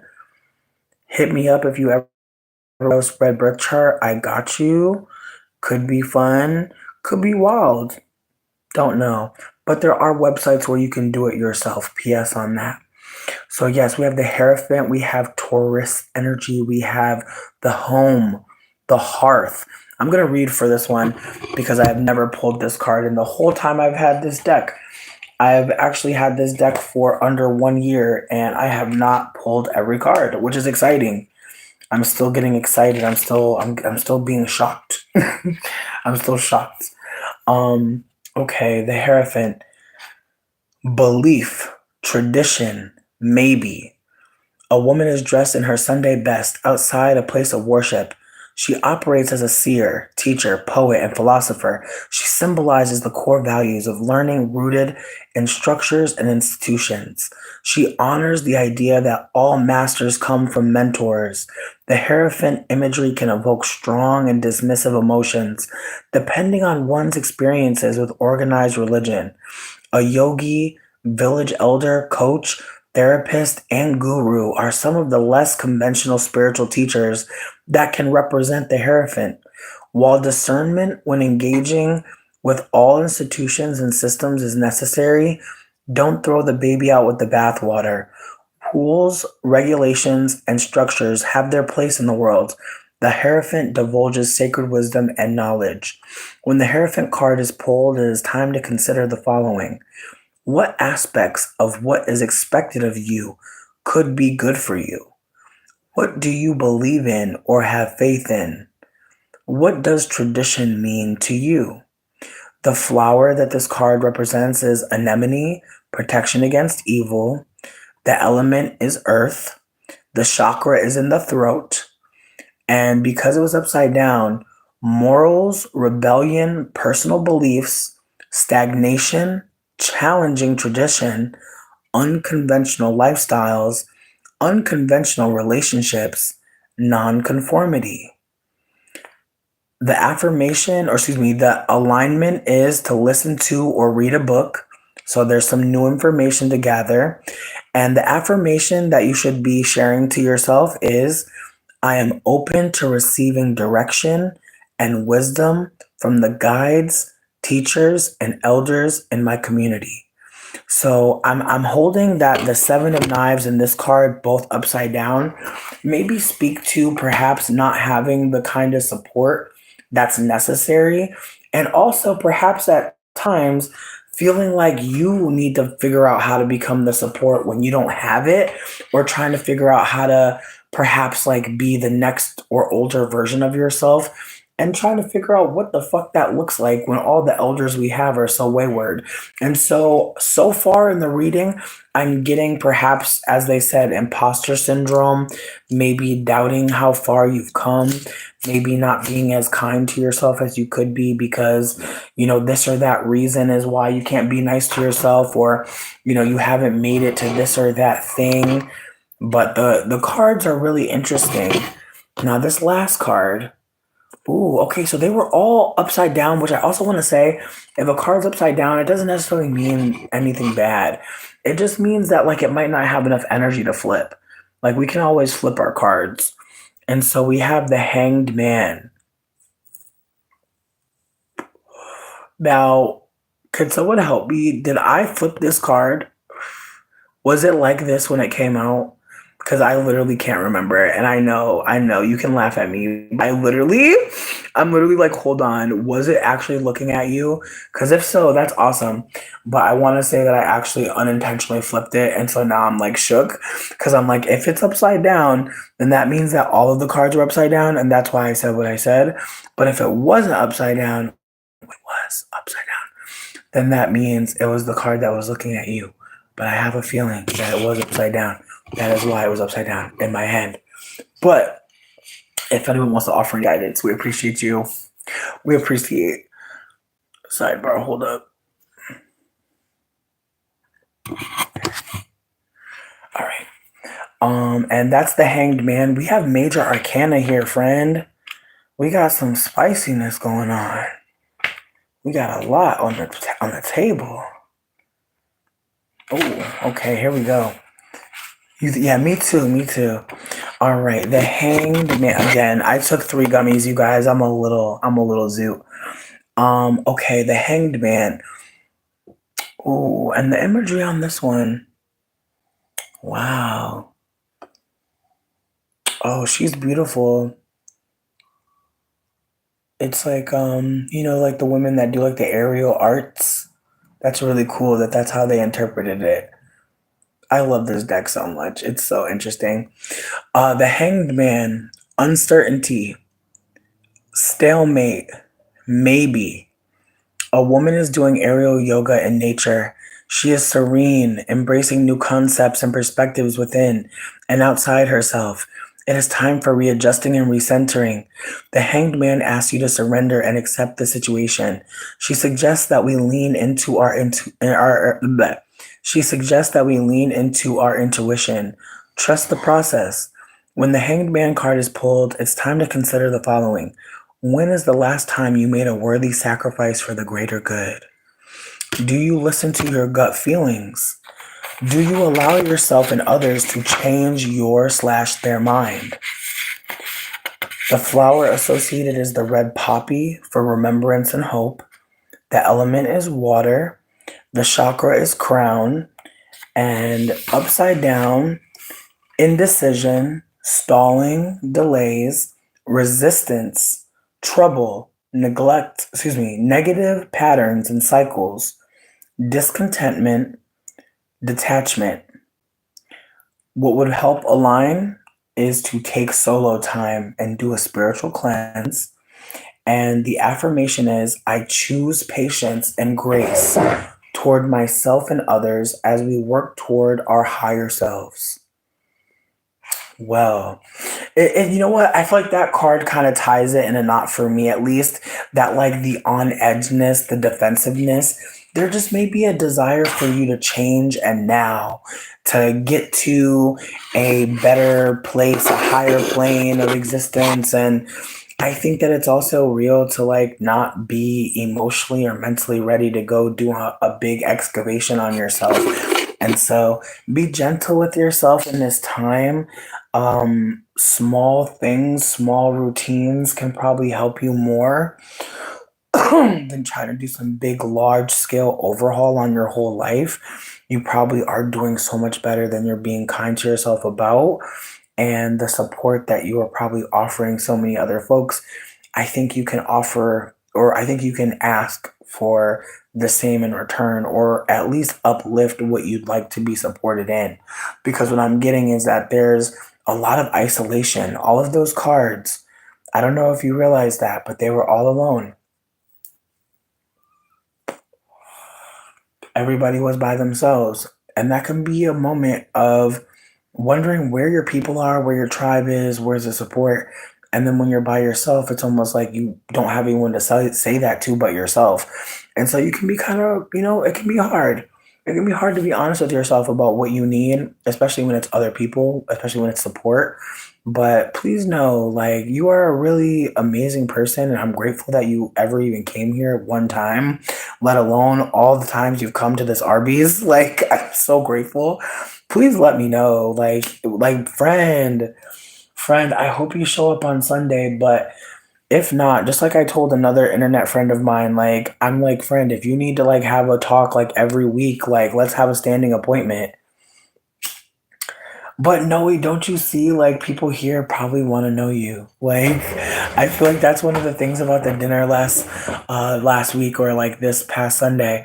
It's like everyone that showed up was someone that don't really got a lot of people outside of like themselves, maybe a intimate partner, maybe some family members, but people that want to be around you, that choose to be around you, that can be hard to come by these days. A lot of people are isolating as well. Like, you're not alone, trust me. Like, if I didn't have a partner, I probably would be.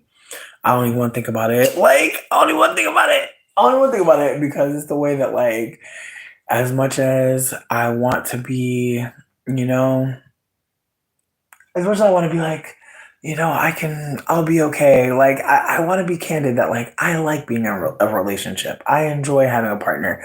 I also feel like there's so much that partners bring into your lives, but I also feel like, if I'm being super candid, I feel like it's getting harder and harder to survive without support.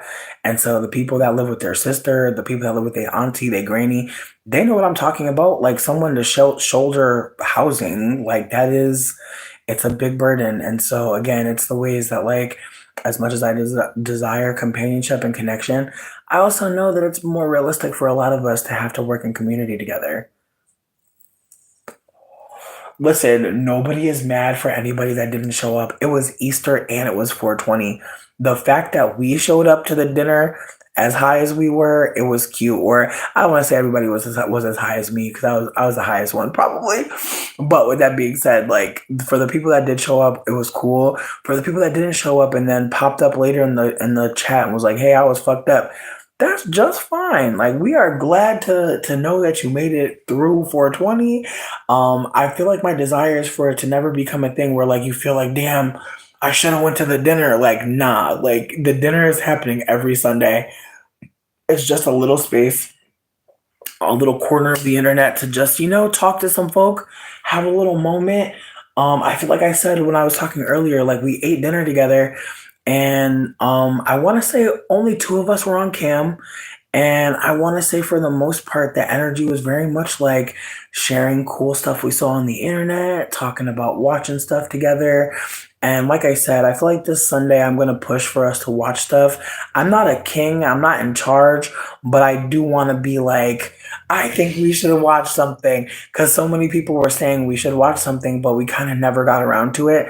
And if I'm being candid, I didn't really push for it because I wasn't sure how much time people wanted to invest, and I didn't want it to ever be a point where people are like, I'm dipping, and then we're just like, I don't know. I just didn't want it to be like, we're watching something and then it's taking very long to end, and like, I just wanted it to be low stakes.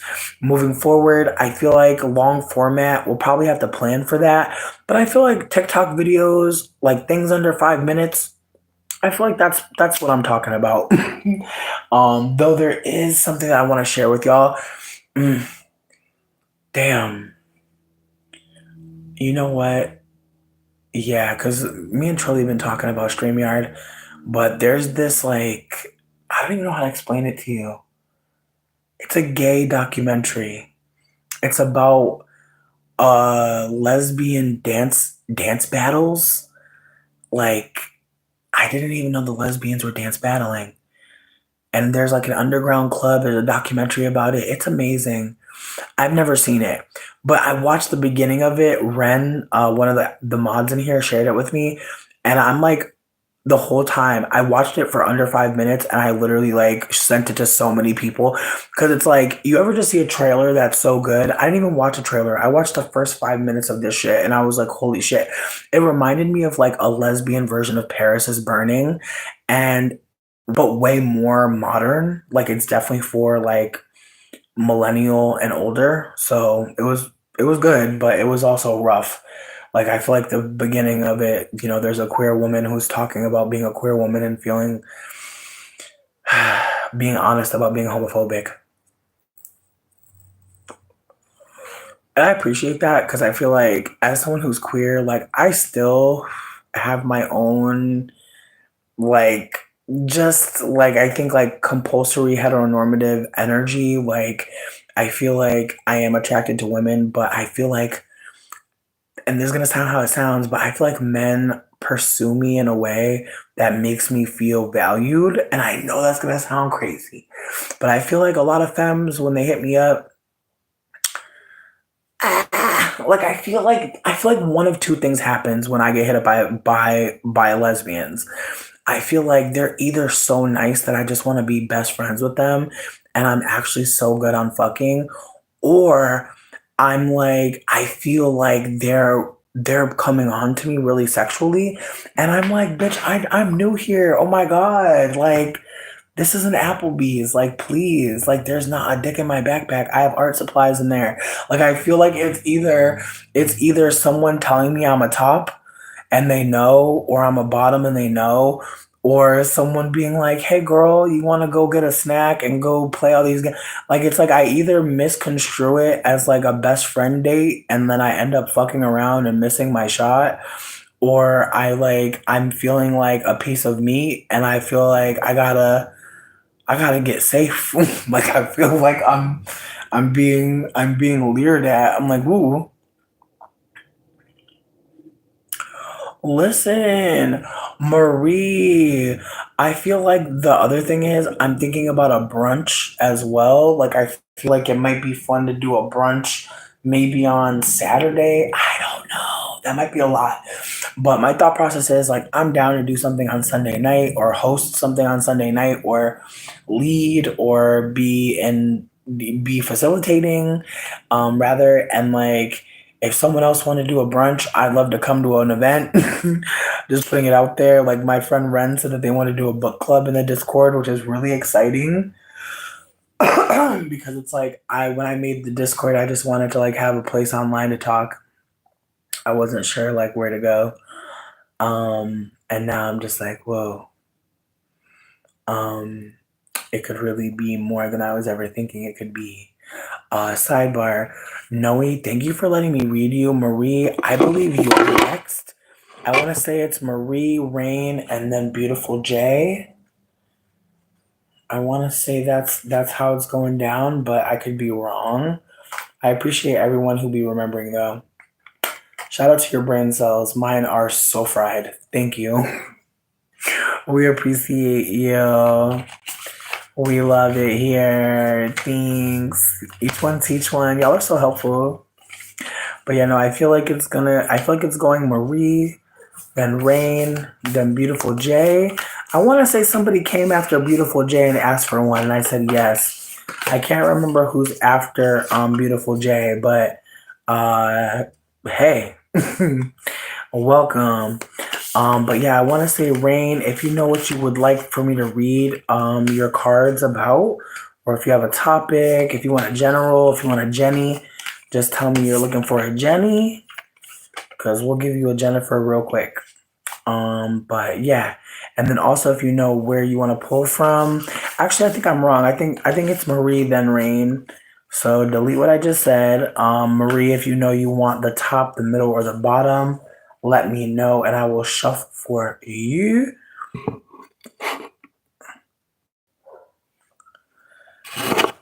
Oh, Lord. Why I just saw a headline that just had me tickled. Oh, Lordy, Lord, Lord.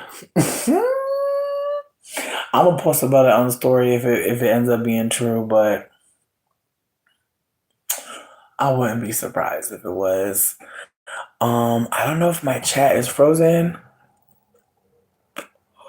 I don't know if anybody remembers what order the tarot card readings were in. It's all good if you don't. I am not mad. I feel like what we'll do is if somebody knows what they want to be read on right now, and they know what card they want, we'll just do it that way. And we'll just have whoever's ready go, and then we'll finish up with the last two people. But I do think that my shit is frozen. I could be wrong though. But if it is, I had a good time hanging out with you. It was a cute time. And the people that didn't get their readings, I'll be back. Trust me, I'll be back. I feel like tonight is gonna be a cute little moment to come back because look, yeah, I feel like I want to fix the front of my shit. I just feel like the way I did the front, I hate it, and so I think I might like do some little baby ones, but I'm probably lying, bitch. That's the way I want to cut all of this out. Anyways, thanks for kicking it. I love you. Bye. I don't know why.